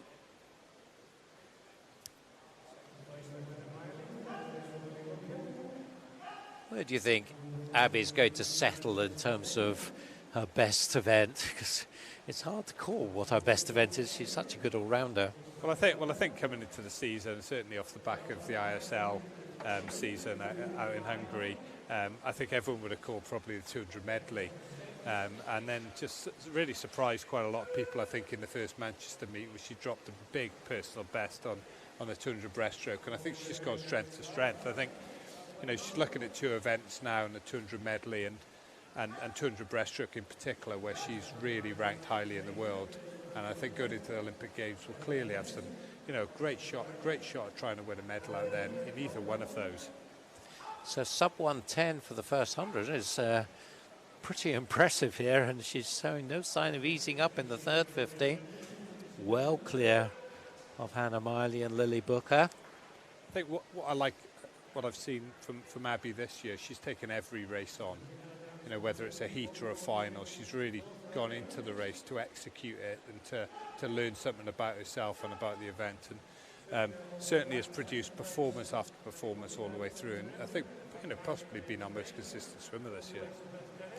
Yeah, so 2:21 is what she did in London. Can she get close to that here? You think she possibly can. Just going into the teens. Good race for going on for second. Lily Booker and Hannah Miley. Lily maybe just has the edge there, but, well, great swim from Abby. 2:24.23. So, very tidy stuff there. Taking it very seriously. 2:30.41 it was Lily Booker by nearly a second over Hannah Miley. 2:31.35. They should both be fine for a final spot tomorrow.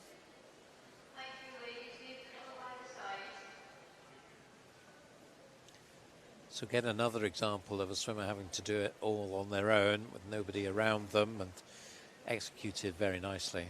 It is, yeah. I think very well coached, and you know, Dave Hemmings in Loughborough is doing a great job with both of these, both her and Molly. Obviously trained together, clearly worked very, very hard on their race execution, and again shown that commitment to execute this evening as a heat swim and prepare for the Olympics. And you know, I'm sure when they get to the Olympics, all of that hard work and coming into each and every race with the right attitude is really going to hold them in a good place when they come to those big meets. Yep. And we'll see Molly hopefully in this next heat. One of our European champions. British record holder that she set in London. 2:20.89. Commonwealth Games silver medalist back in the Gold Coast. So women's breaststroke has just come on so much in the last few years, hasn't it, in Britain? It's really remarkable, the transformation. It's not that long that we were sort of bewailing our lack of good quality women breaststrokers. Well, we certainly got them now. Yeah, it really was. I mean, there was a real lack of sort of performance at the top of world level anyway for a number of years, and then sort of around that 2016 mark, Molly and Chloe Tutton came through on the 200 breaststroke, and then sort of gone from strength to strength since then, and really with the likes of Sarah Vasey on the 100 as well. Real good depth of breaststroke swimming in Britain at the moment, and I guess maybe inspired by some of the male performances over breaststroke over the last 5 or 6 years as well. So the lineup for this second heat: Ellie Sybil Perkins of City of Birmingham goes in 1, Annabelle Guy-Johnson of Edinburgh University in 2, Megan Morrison of Loughborough University in 3, Molly Renshaw of Loughborough National Centre in 4, then 2 from Edinburgh University, Cara Hanlon in 5, Katie Robertson in 6, Maya Hall of Ellesmere College in 7, and Lucia Grant of Plymouth Leander in 8. I'd expect this to be very much Molly Renshaw's race. Cara Hanlon has shown some good form this season, so it'll be interesting to see whether she can stay anywhere close to Molly.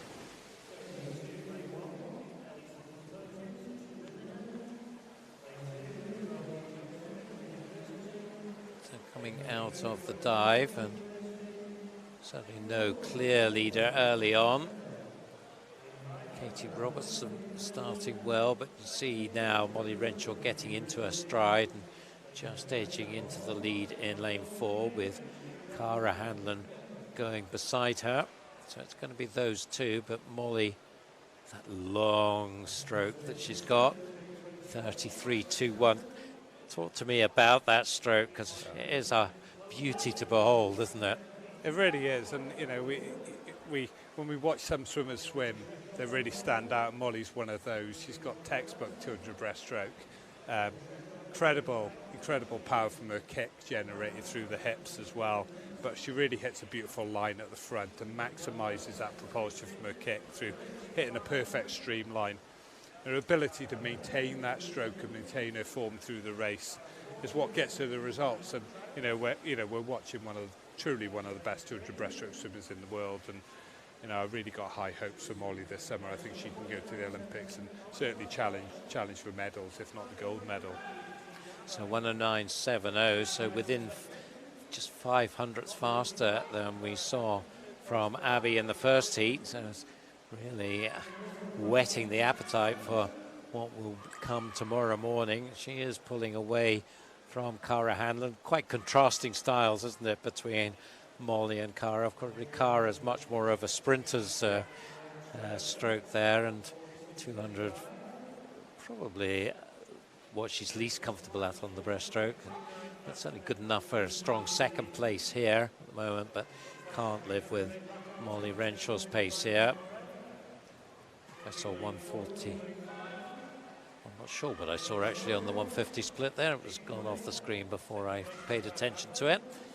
But we'll see what she finishes on. 2:24.23, of course, was Abby's time. See if Molly comes in inside that. I think she will.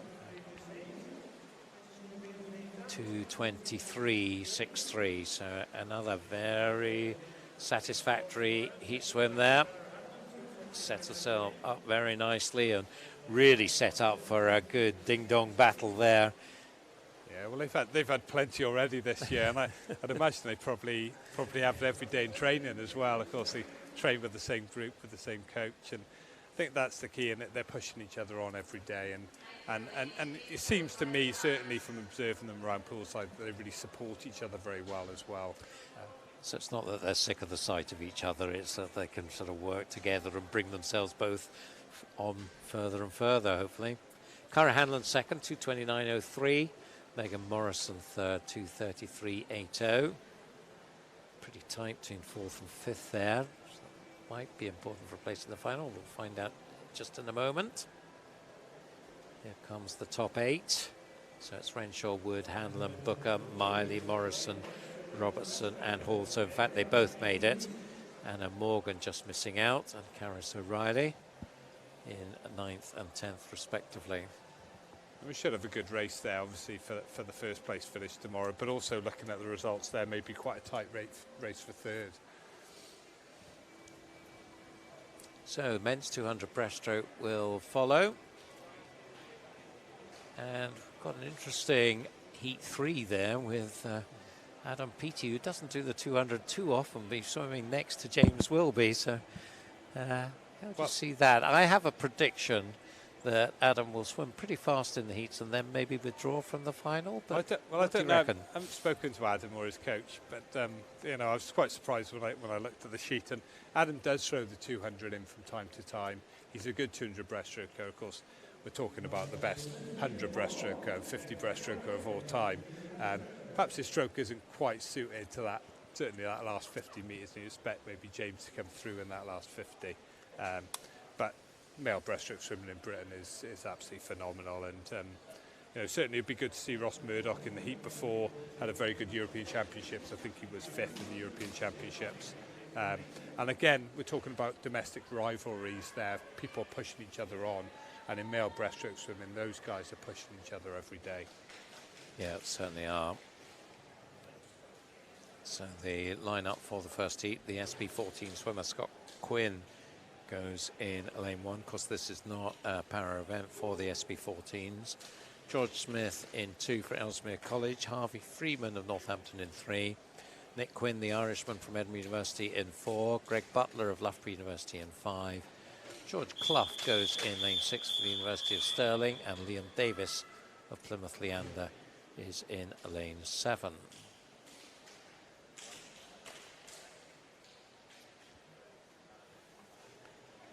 Quinn was probably a bit disappointed in the Irish trials, only 3rd in that, so this is very much his event, and I don't know whether he has a chance to post the time for the Irish team. But we'll see what he does here.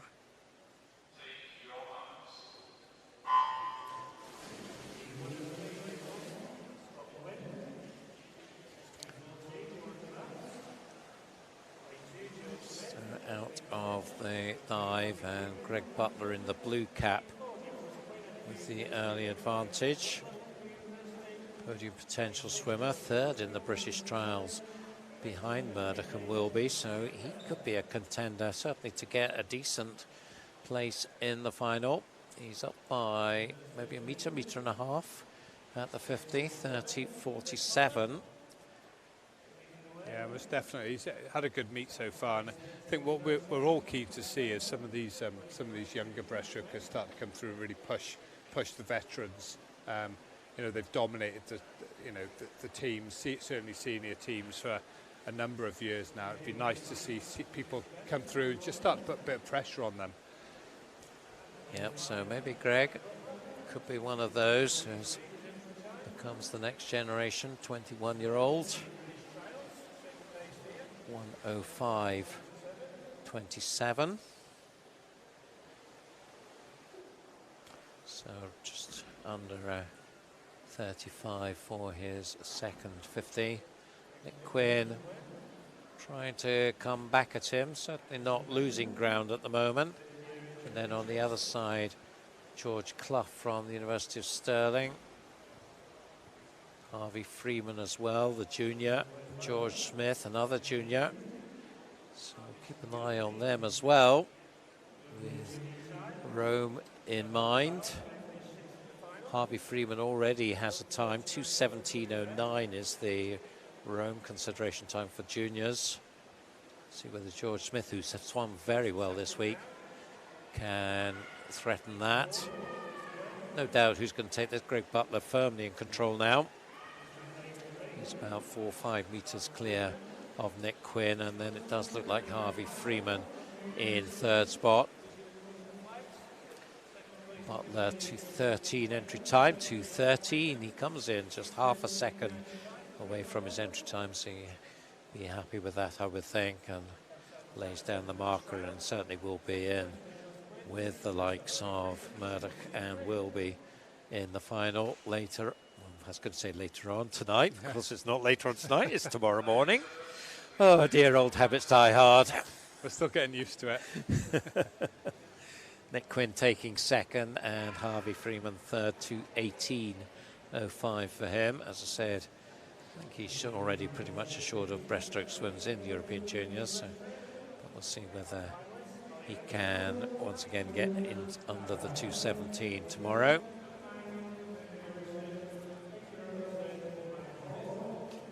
Scott Quinn there, 2:25 for the SB14 swimmer.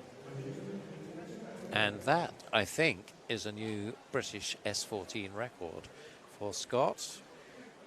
Although I think, not sure whether that's a particularly well-maintained record, because I have a feeling he's probably swum faster than that, although the record shows in the record books at 2:30. Yeah. I think it's one of those events. It's not a Paralympic event, and sometimes those records aren't quite as strong. It was clearly Scott's a phenomenal athlete and Paralympic champion, world record holder on the 100. He'll certainly be going to Tokyo, I think, with ambitions to maybe retain that title. Oh, he absolutely will, yes. In fact, I think he just actually lost it by a whisker in Rio. Oh, did he? Oh, yeah, right. Yeah, so on the touch at the end, I think he probably blew his finish, actually, to not quite get it. But, well, he'll be certainly going there to gun for gold then. Yeah, definitely. So the lineup there for Heat 2, Ben Harrison goes in 1 for Loughborough University. His teammate James McFadden in 2. Eugene Cook of Edinburgh University in 3, another Irishman. Ross Murdoch, University of Stirling in 4. Adam Chillingworth, Plymouth Leander in 5. Conor Bryan of Abingdon Vale in 6. Jacob Greenow of Bath University in 7. Greenow. I always wonder about that. What's the answer? You're probably best to ask him, I think. Oh, that's a cop-out. Greenow, right. From now on, it's Greenow, unless somebody tells me different. Again, just checking everyone is there. It looks like they are. And Ross Murdoch, of course, that 5th place in the European Championships, 2:07.96 in the trials to book his place, along with James Wilby. Just seen that 2:13 from Greg Butler, so you would expect him to be faster than that.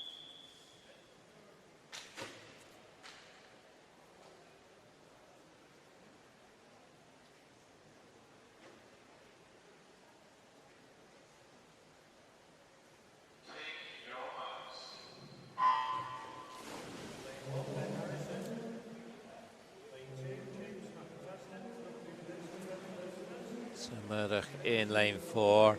Another one, I guess, like Molly Renshaw with the classic 200 stroke.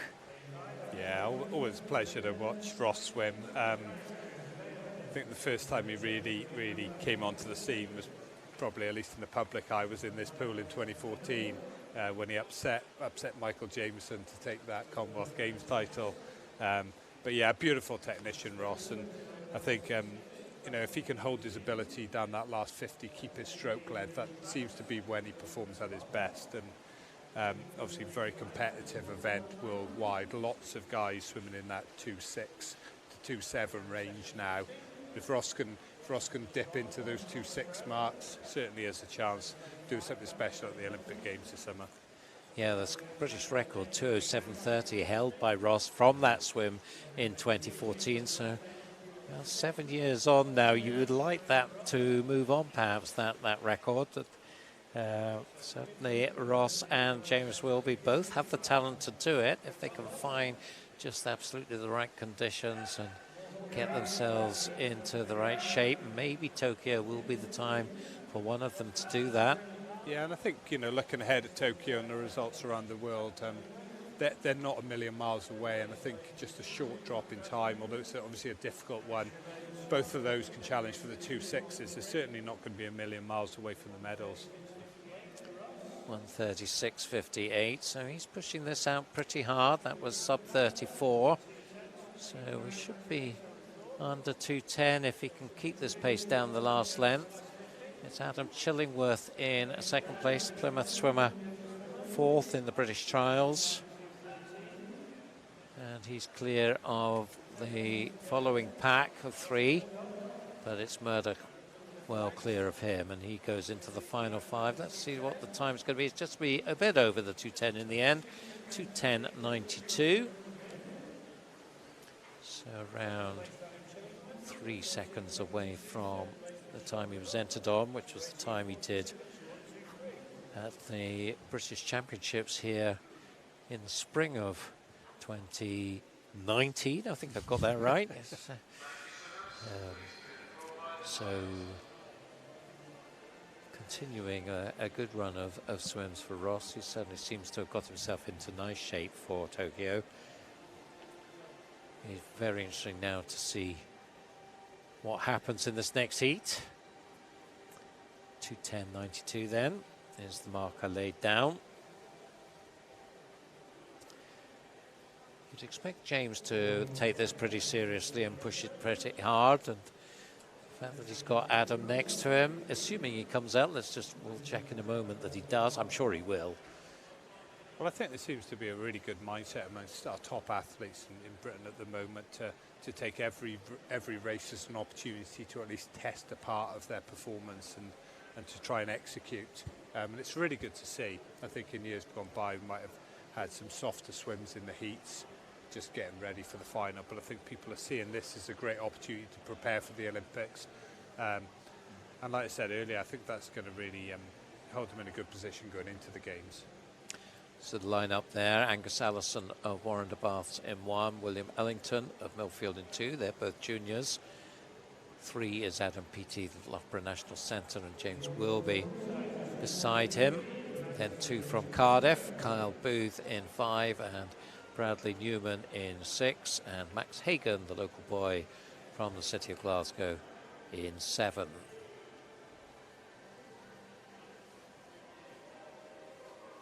So just looking at them coming out, and I don't see Adam. Do you? I don't think we could miss Adam if he was there. So, yeah, it looks like he's decided to give this one a miss, and don't blame him, really. Yeah, I wonder what the thought was when he entered it, and then what the thought is now that he's decided not to swim it. Probably the thought now is, I've got better things to be doing with my time in terms of getting myself absolutely right for the 100. That's it. Clearly his focus for Tokyo is on that 100, and I'm sure he'll be back to his home base over the next couple of days and back into some really hard training over the next few weeks. So 6 go, Angus Allison of Warrender, as I said, William Ellington, Millfield, James Wilby of Loughborough National Centre, Kyle Booth, City of Cardiff, Bradley Newman, City of Cardiff, Max Hagan of City of Glasgow. What can we expect from the two Cardiff boys, do you think, here?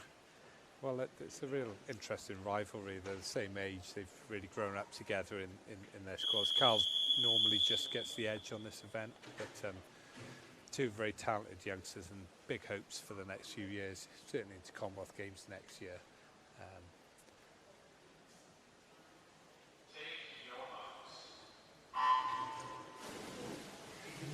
It's a bit of a gap maybe in world swimming on men's breaststroke. Yeah, there is, and I think these two are the ones that will start to fill that gap. Kyle swam some best times in London, 61 on the 100. This is his best event. He was World Junior finalist in 2019. European Juniors, he came fourth. Obviously had a break away from competition, and I think he's found that difficult, but certainly pleased to be back to competition, and hope, like I said earlier, hoping that some of these youngsters can really step up and start challenging the likes of James and Ross over the next couple of years on this event. So it is James Wilby, slightly faster than Ross Murdoch, split at the 50, around about 3/4 tenths, and then the two Cardiff boys, Booth ahead of Newman at this stage, followed by the green-capped William Ellington. That will be certainly looking comfortable in the lead here, 2-3 meters up, 1:03.23. Pace now just dropping slightly slower than Ross's time, but we're only talking 3 tenths or so, so don't set too much store by that. Let's see now what he does in this third 50. So it looks like Kyle Booth is going pretty nicely here. He's staying around 3 meters behind Wilby, just getting away from his teammate. Coming to the 150. Murdoch's time was 1:36.5, so again, just slightly slower, half a second. Sorry, Ross, you were saying. I always think that third 50 is the key on this event. It's whether you can build out of your 100 turn, and that's where you make your move, and that's where you set your pace for that second 100. Well, Wilby is always a strong finisher in the 200 breaststroke, and we'll see whether he does just push this pace on to get inside that 2:10.9 that we saw from Ross. I'm not sure he's going to, but they will be glide in there at the end, but don't suppose we'll be too worried about that. Spotting the finish for me for tomorrow morning. 2:12.18 in the end, so he's just over a second back on Murdoch's time. Kyle Booth 2:15.23, so within 3 seconds of his entry time. Ellington taking third, just getting ahead of Bradley Newman at the end, and a nice swim from him, 2:17.33, only just outside that Euro Juniors time, so a good swim from him, and that will give him, you would think, a chance tomorrow. Yeah, I think so.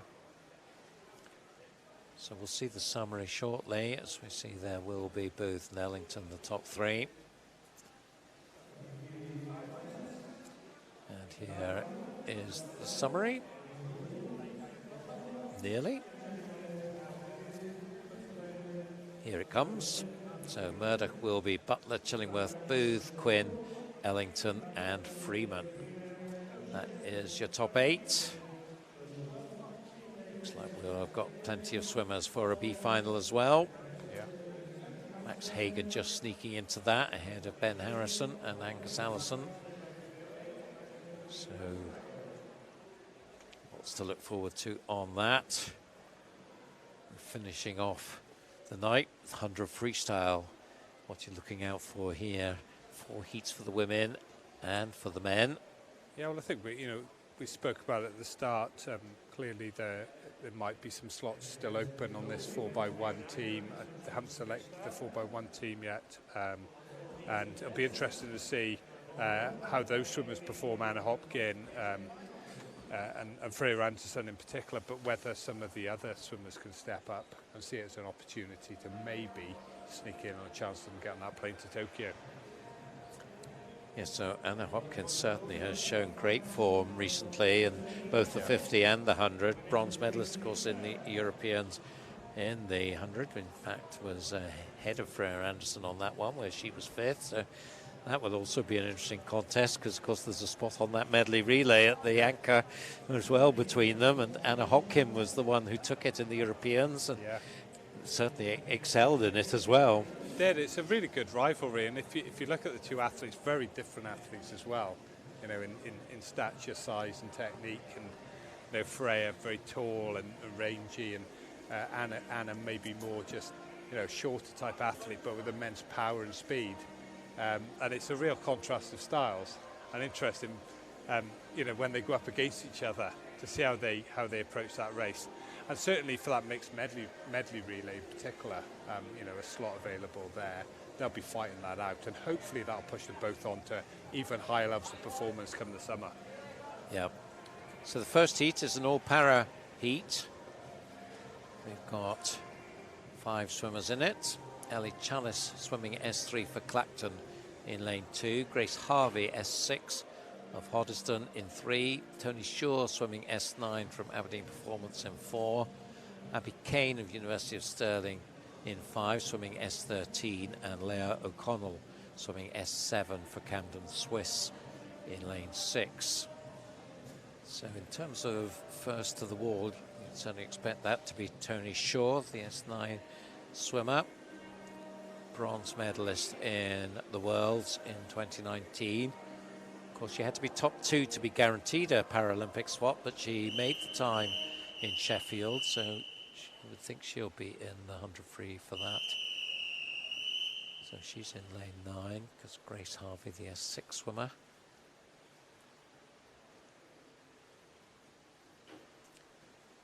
Very talented as well. She would have to get down to a 112 though.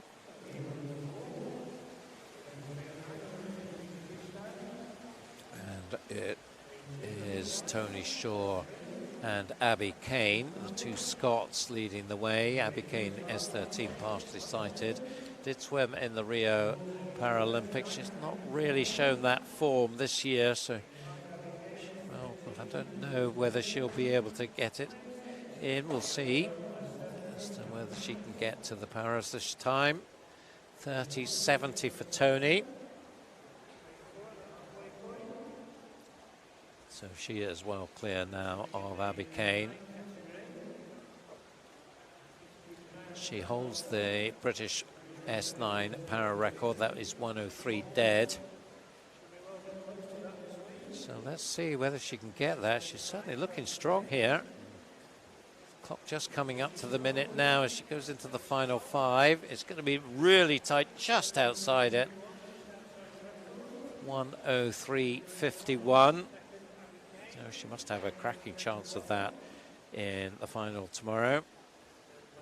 Second place, Abby Kane, 109.31. Third, Grace Harvey, 116.29. So inside her entry time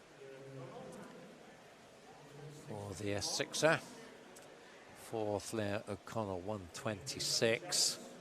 A little bit outside her time. Then you can see Ellie Chalice, who is the S3 British record holder, 155.3. She has also been setting records this week. 2:08 is the consideration time as well. And she's inside that, 156. So go just outside the British record, but well, hopefully that gets her in front of the selectors for the Paralympics. So well done, Ellie. Nice swim. And another go at it tomorrow.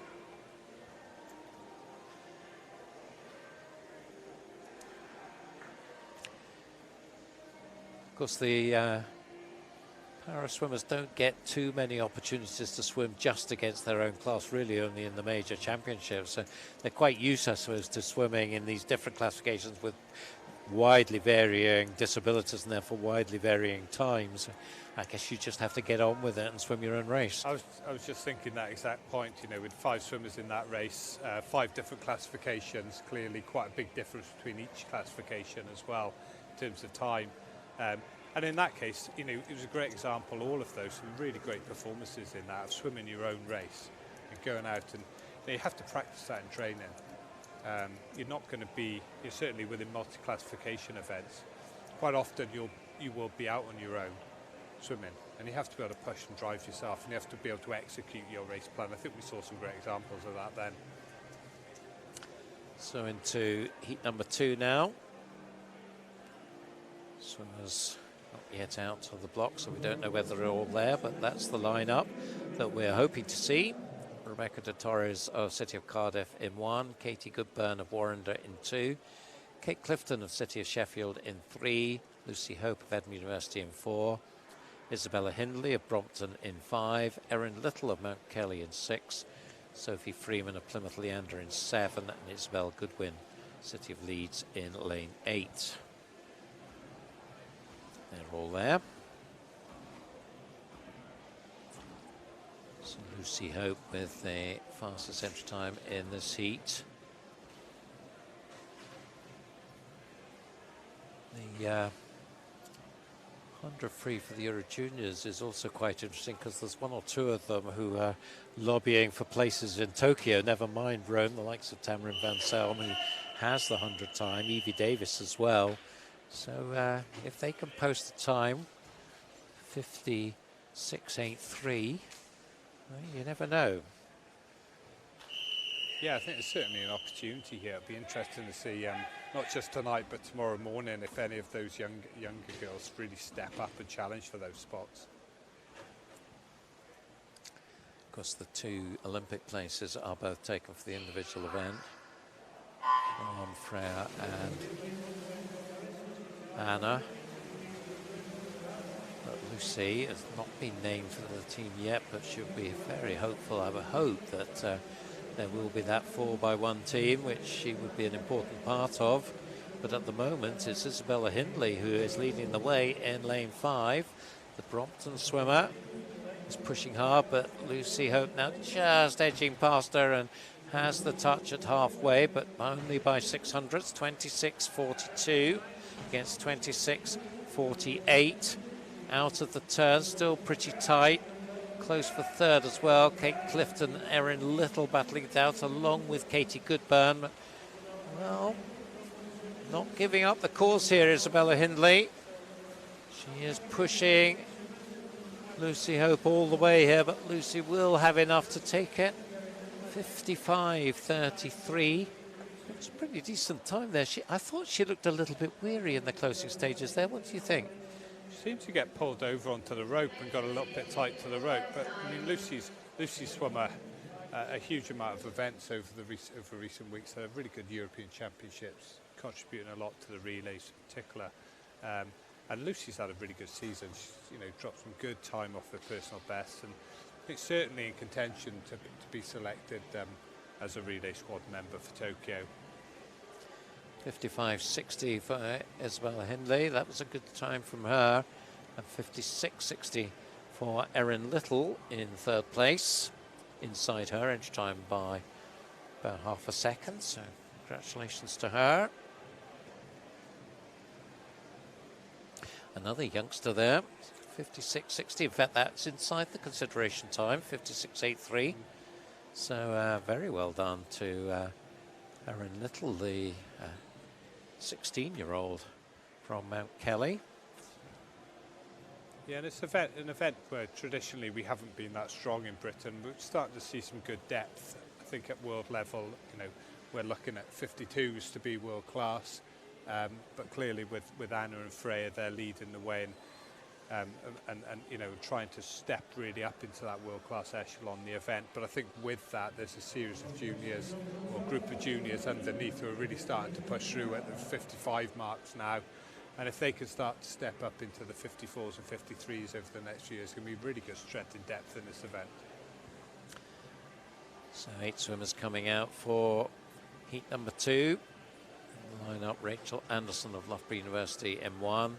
Bea Varley of Plymouth Leander in 2, Candice Hall, Loughborough University in 3, Freya Anderson from the Bath National Centre in 4, Emma Russell of the University of Stirling in 5, Harriet Rogers of Newcastle in 6, Lauren Wetherill of Ellesmere College in 7, and Katie Shanahan. She's having a busy week doing the 100 free here in lane 8 for the City of Glasgow. So Freya, 53.31 entry time for her. As we said, already has the time. 5th in the European Championships, finalist in the World Championships in 2019.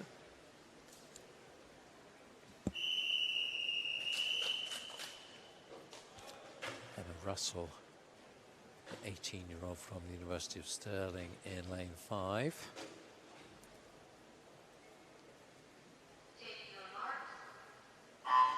She was one of the sort of development athletes, I guess, that went over to Budapest and certainly did her part in the heats in the relay swims. But it's Freya, as you would expect, just emerging into the lead. Harriet Rogers pushing pretty hard. Another junior, she already has her junior consideration times, and in between them, here's Emma Russell going well. I think she's just edged into second now behind Freya, who turns in 26.41. Within just 100th faster than Lucy Hope's split.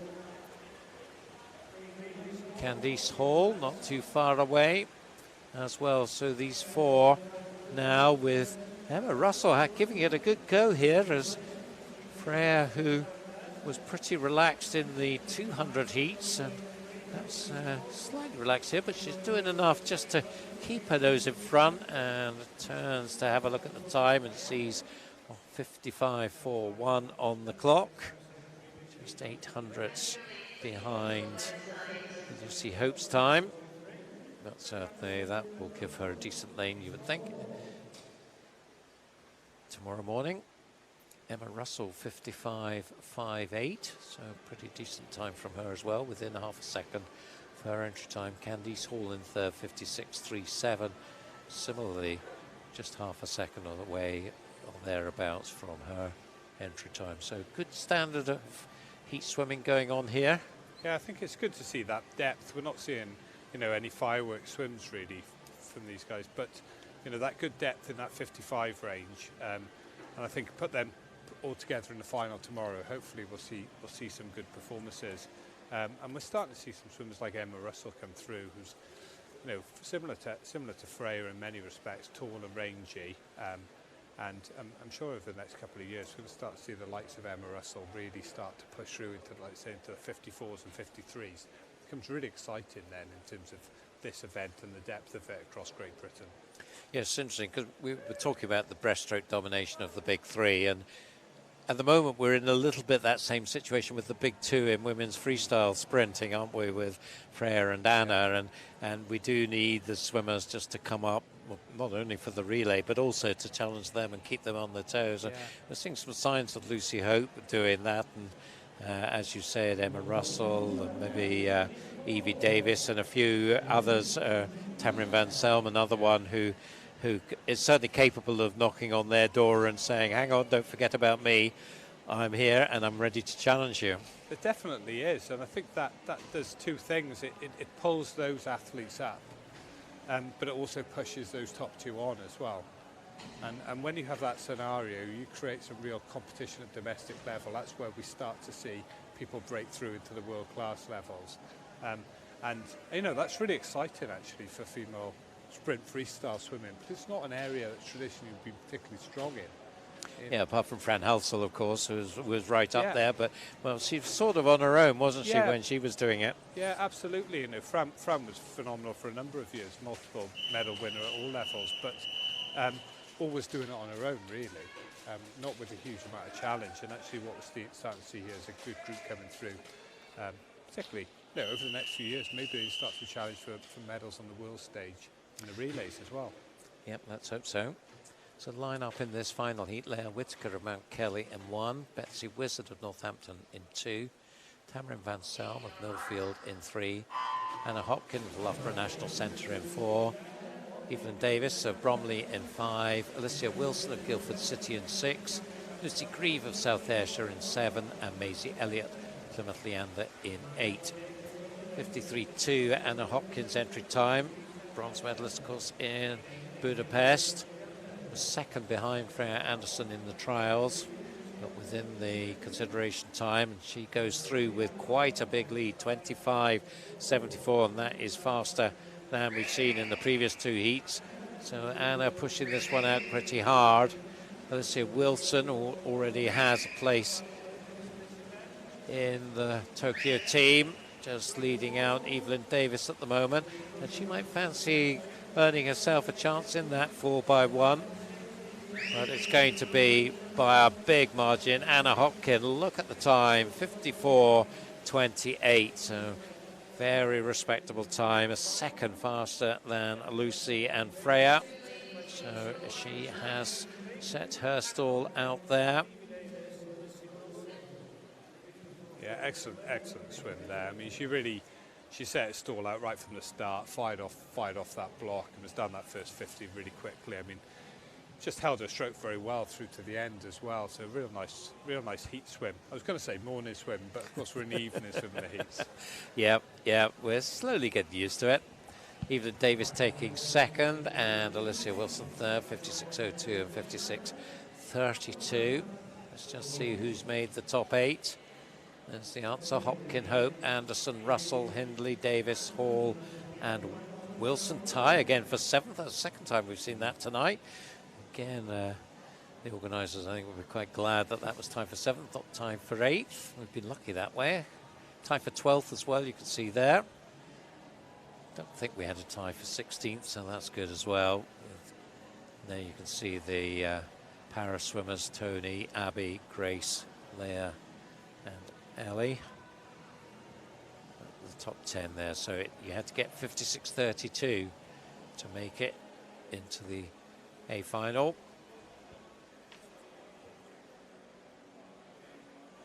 And that's going to be another good race to finish off on. Sort of probably our penultimate race tomorrow morning. So it'll be an exciting one, and certainly the final one will be exciting as well with the men's 100 freestyle. Great way to finish off on 100 freestyle for the women and the men, isn't it? To finish a meet off with crash bang wallop, and here we go. It really is. I mean, people still call them the blue ribbon event of the Olympic program, and I think there's good reason for that. And it's going to be some good races tomorrow morning. We've seen across the heats there's going to be some good head-to-heads in those 200 breaststrokes. Male and female 100 freestyle there. Hopefully, with this last event, I think we might have a real good race. Maybe where 4 or 5 are in contention for that race tomorrow morning. So we have 4 heats now in the men's 100 freestyle. The first one features 3 para swimmers. There are a few more para swimmers to come in the later heats, but concentrate on these 3. Lyndon Longhorn, S4 swimmer in lane 3. Jack Milne, S14 swimmer in 4. And William Perry, S6 in 5. Derwent-side, Dundee, City Aquatics and Northampton, the 3 teams involved. So again, we'll see a big range in the times. 57 for Jack, 111 for William, 138 for Lyndon. Entry time. So as we said earlier with the women, it's all about individual race plans here and trying to swim to your race plan and to the time that you're setting as an objective for yourself. Again, they will all make it, barring DQs, into tomorrow's para-final. And there's Jack Milne that we're focusing on at the moment, the S14er. 57.38 entry time for him. Won the Scottish Championships multi-classification event in this pool back in 2019. See if he can get to anywhere to his 57. He's been a bit off his times. I think he has been pretty limited in the pool time he's had up in Dundee. And I think he will be slightly off his time. Can he get under the minute? Yes, he can. So not bad at all, 58.94. I think he'll take that. Will Perry, the S6 swimmer, will be second home. He was entered 1:11. And he comes in a 1:16. And now we see Lyndon. Let's see if he can once more rewrite a record, his British record, S4 1:38.69. Will that go yet again?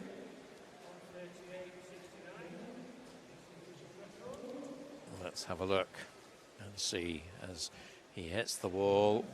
1:41.03, not this time, but there's another day, another race.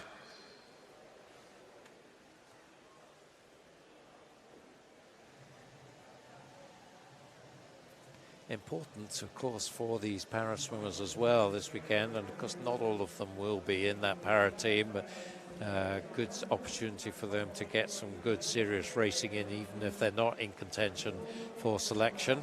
Yeah, I mean it's I think every chance to race at the moment is a big race opportunity, and one that's been very limited over the last 12 months or so.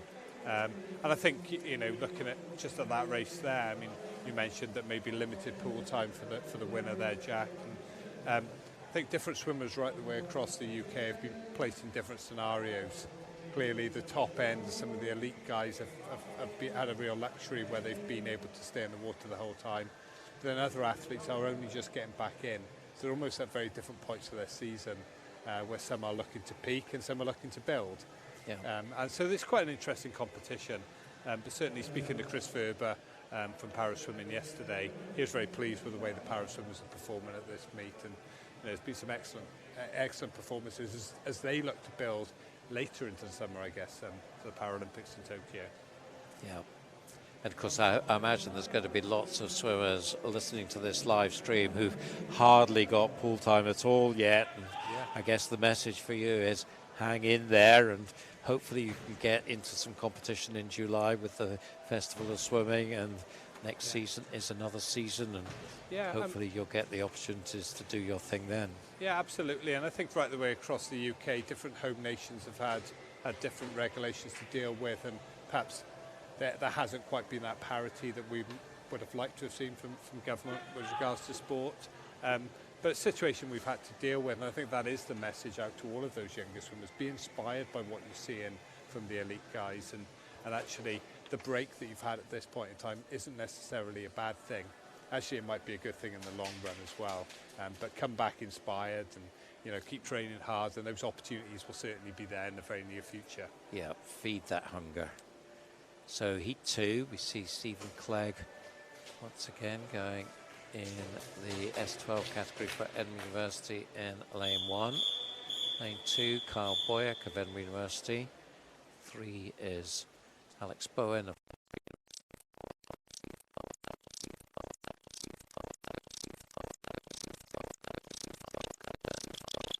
Loughborough University. Thomas Watkin of City of Sheffield in 7. And Conor Morrison swimming S14 for Aberdeen Performance in lane 8.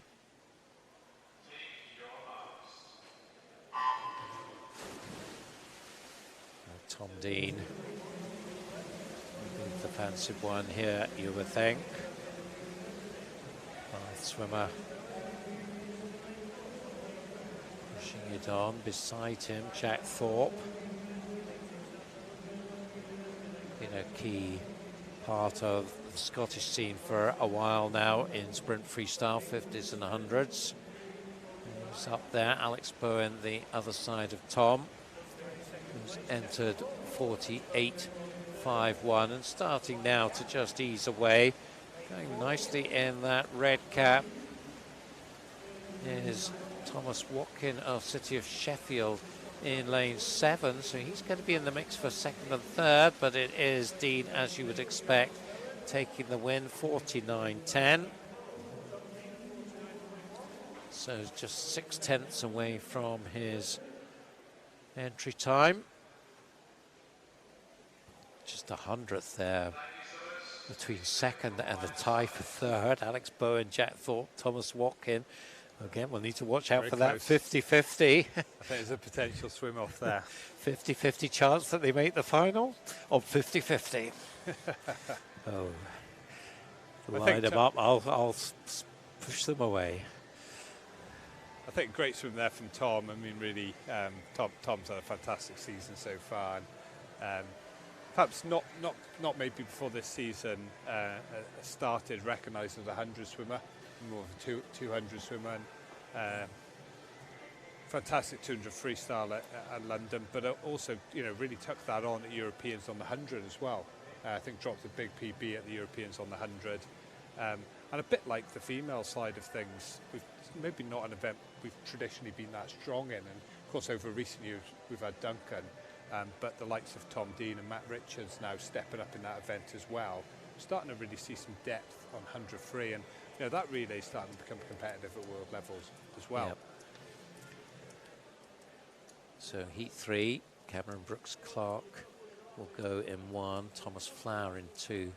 So there's City Sheffield and Richmond Dales respectively. Harry Constantine of Hatfield, Matt Richards of Bath National Centre, Joe Litchfield back again, Loughborough National Centre, Daniel Jones of Swansea, Mark Sharanek, University of Stirling, and the paraswimmer Tom Hamer, S14 from Burnley Bobcats. And Matt Richards, one you must be very excited about. He's certainly going to be a bright prospect for the Welsh in Birmingham, and hopefully for the British in Tokyo. Yeah, I mean, Matt's obviously been someone who's been on the radar for a number of years, European junior champion on the 100 free in 2019. Of course, had the same break that everyone else had in competition. That transition to senior swimming can sometimes be quite difficult, but Matt's swam fantastically well in London. 48.3 coming second behind Duncan on that 100 freestyle and securing an individual berth at just 18 years of age. Looks like we're missing a couple of swimmers, just trying to work out who they are. I think Joe Litchfield is not here, and am I right, Mark Sharanek is the other one that's missing. So I think we're going to be down to 6 here. So as they come to the blocks, we'll know for sure. And yes, no lane 5, no lane 7. So Richards 48.23 entry time. That's a British record time that he set. Oh, sorry, British record, Welsh record. Welsh record he set in London. Second in the trials. Taking the spot.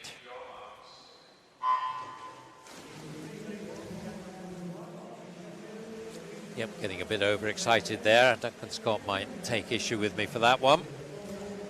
But it's a great start in 6 from his Welsh teammate Daniel Jones, who's really pushing it out hard, and Richards in lane 4. Now just about up there with them. Harry Constantine as well. In fact, it's Harry just getting the touch, 24.13. As you come into the second half, Matt Richards will be wanting to take control of this, and he is just easing past Harry Constantine now. Still Daniel Jones not too far away, neither is Tom Flower in lane 2, but it's going to be Richards. Really strong second half from him, and in the end takes it by nearly 2 meters to take the win in 49.82, so about 7/10 away from Tom Dean's time, but well, sub 50 in the heats, you can't complain about that.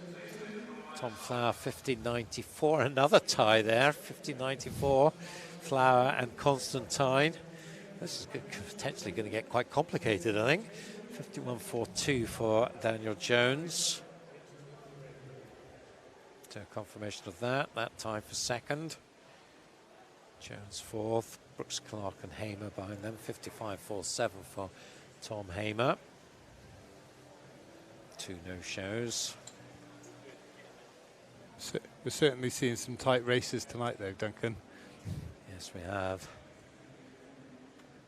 So Matt, will he be pretty happy with that? Maybe would he want to be faster out there, or would that be in the plan? I think take it steady and then push hard in the second half. Yeah, I think Matt's in that phase of training. Interesting, we've had quite a few conversations with different coaches throughout this weekend. Matt's coached by Joel Fink down in Bath, and traditionally Joel swimmers will go into quite heavy blocks of training where they'll really push themselves into a bit of a physiological hole, and then come out, and when they rest they tend to drop quite a lot, and we've seen that trend certainly with Matt and Callum and Kieran, 3 Welsh swimmers who are based there, and we saw that in London, and I think we're probably starting to see that again, where they're starting to really push into that heavy training block, and hopefully come London we'll start to see some big drops again, but I think Matt will be pretty satisfied with that swim. So into heat 4, and it looks like we are missing Duncan Scott here. Just wait for confirmation of that, but it doesn't look like he's there. So line up Joel Thompson of Ellesmere College in 1. Stephen Milne is certainly there. In lane 2, Callum Jarvis is there in 3. And we do have an empty lane in 4, so no Duncan Scott. Jacob Whittle is there. He goes in lane 5. Ed Mildred, junior swimmer from Northampton, in 6. Jay Lelliott, City of Sheffield, in 7. And the para swimmer S14, Louis Lawler of City of Glasgow, in lane 8. So no Duncan Scott, so it would suggest that that will then be a Dean versus Richards battle tomorrow morning. But, well, let's see what these guys can do. I think maybe Jacob Whittle might have something to say about that. Yep, okay. Sorry, Jacob. Let's see if you can get sub 50 here to get in about it.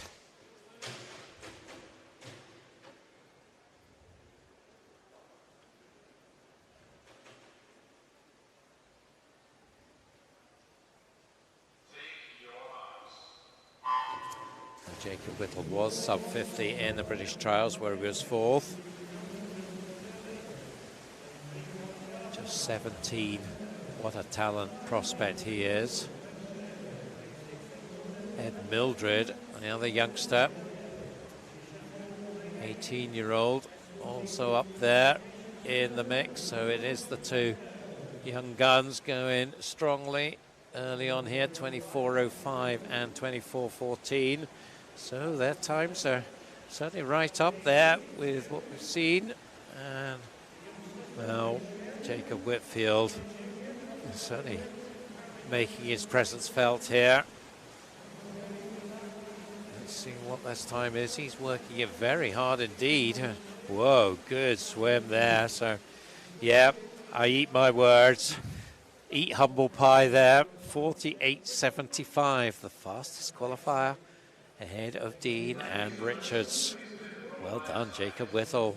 48.76 was his entry time. That was the time he did in London. So nicks 100th off that in the heats here in Glasgow. Yeah, phenomenal swim there. I mean, especially done that last 25. Looks so strong and powerful right the way into that finish. Stephen Milne finishing strongly just to get ahead of Ed Mildred in the closing stages. 50.47 against 50.53 for Mildred. And we'll see the summary now and see whether those ties matter or not. Tie for 6th, in fact. So again, we've just escaped a bullet. So Whittle, Dean, Richards, Milne, Bowen, Thorpe up there. Come back to that when we can return. 54.71 there for Louis Lawler. It's a decent swim from him.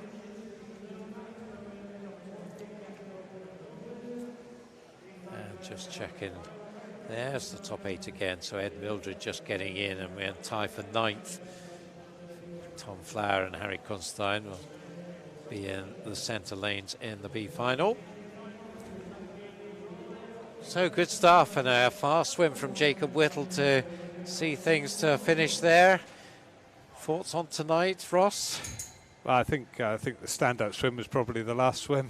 I mean, Jacob is such a young swimmer, but clearly mature beyond his years in terms of his performance, and really exciting to see, you know, Jacob and Matt coming through in that event, you know, alongside the likes of Tom Dean and Duncan Scott. Really exciting looking towards the summer. I think we see some outstanding swims there tonight, some real world-class performances from Abby Wood and Molly Renshaw on the 200 breaststroke, and then, you know, on the freestyles there to finish, some really good swims from the guys, and really looking forward to tomorrow morning. Actually, I think there's going to be some good head-to-heads. Last session of the meet tomorrow morning for the seniors, yeah. For the seniors, and I think people want to finish. It'll be almost the last chance to put down some markers ahead of Tokyo. Final selections, of course, in the mix with that, and then back to hard training for those Olympians, and 6 weeks, I think, until 5 weeks until they leave for Tokyo, and 7 until they race. So it's not that far away. No, it's not. So join us tomorrow morning. There's going to be some great finals to finish off for the seniors. So we look forward to your company there. I've enjoyed your company, Ross. Thank you very much for joining me in the commentary box this evening. Wish you and all of the Welsh team all the best in these next few months. And we hope you get lots and lots of pool time across the country. And for now, from Glasgow, from Ross and myself, we'll wish you a very good evening. Thanks. Whatever your day holds, you need a breakfast that helps you get up and go. Up And go, go, go. up and go. A delicious breakfast shake made with oats and milk. High in fibre, high in protein, high in calcium. Start right with Up and Go. The official breakfast partner of British Swimming. Find us in the cereal aisle. SIM-only plans? There are always so many tempting options. So you jump headfirst into a long contract, which keeps you locked in for 12 months. Somebody let me out! At Labara, we offer great value plans and total flexibility. You can get 10 gigs of data, unlimited UK minutes and texts, and 100 international minutes for just £10 a month. And you can change or cancel anytime. Now I feel free. Buy now at labara.co.uk. Attention, please. Here's something I bet you didn't know. Not all supplements are created equal. At HealthSpan, our omega-3 oil is sustainably sourced from the South Pacific Ocean. We find our turmeric in the southern slopes of India. And our cod liver oil comes from the cold, crisp seas off Greenland. We work hard to seek out the best ingredients for our supplements, because that's the HealthSpan way. We're healthspan.co.uk. Vitamins and supplements in-store or direct to your door.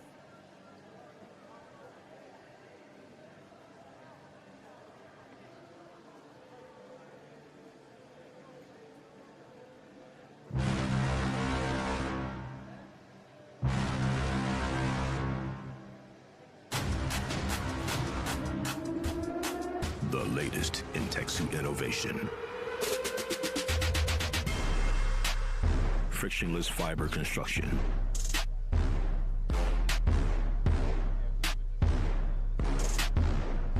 Surface lift technology.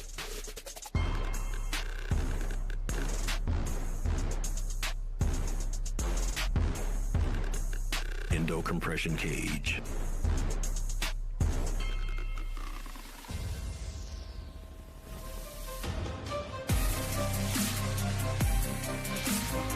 Seamless exo shell.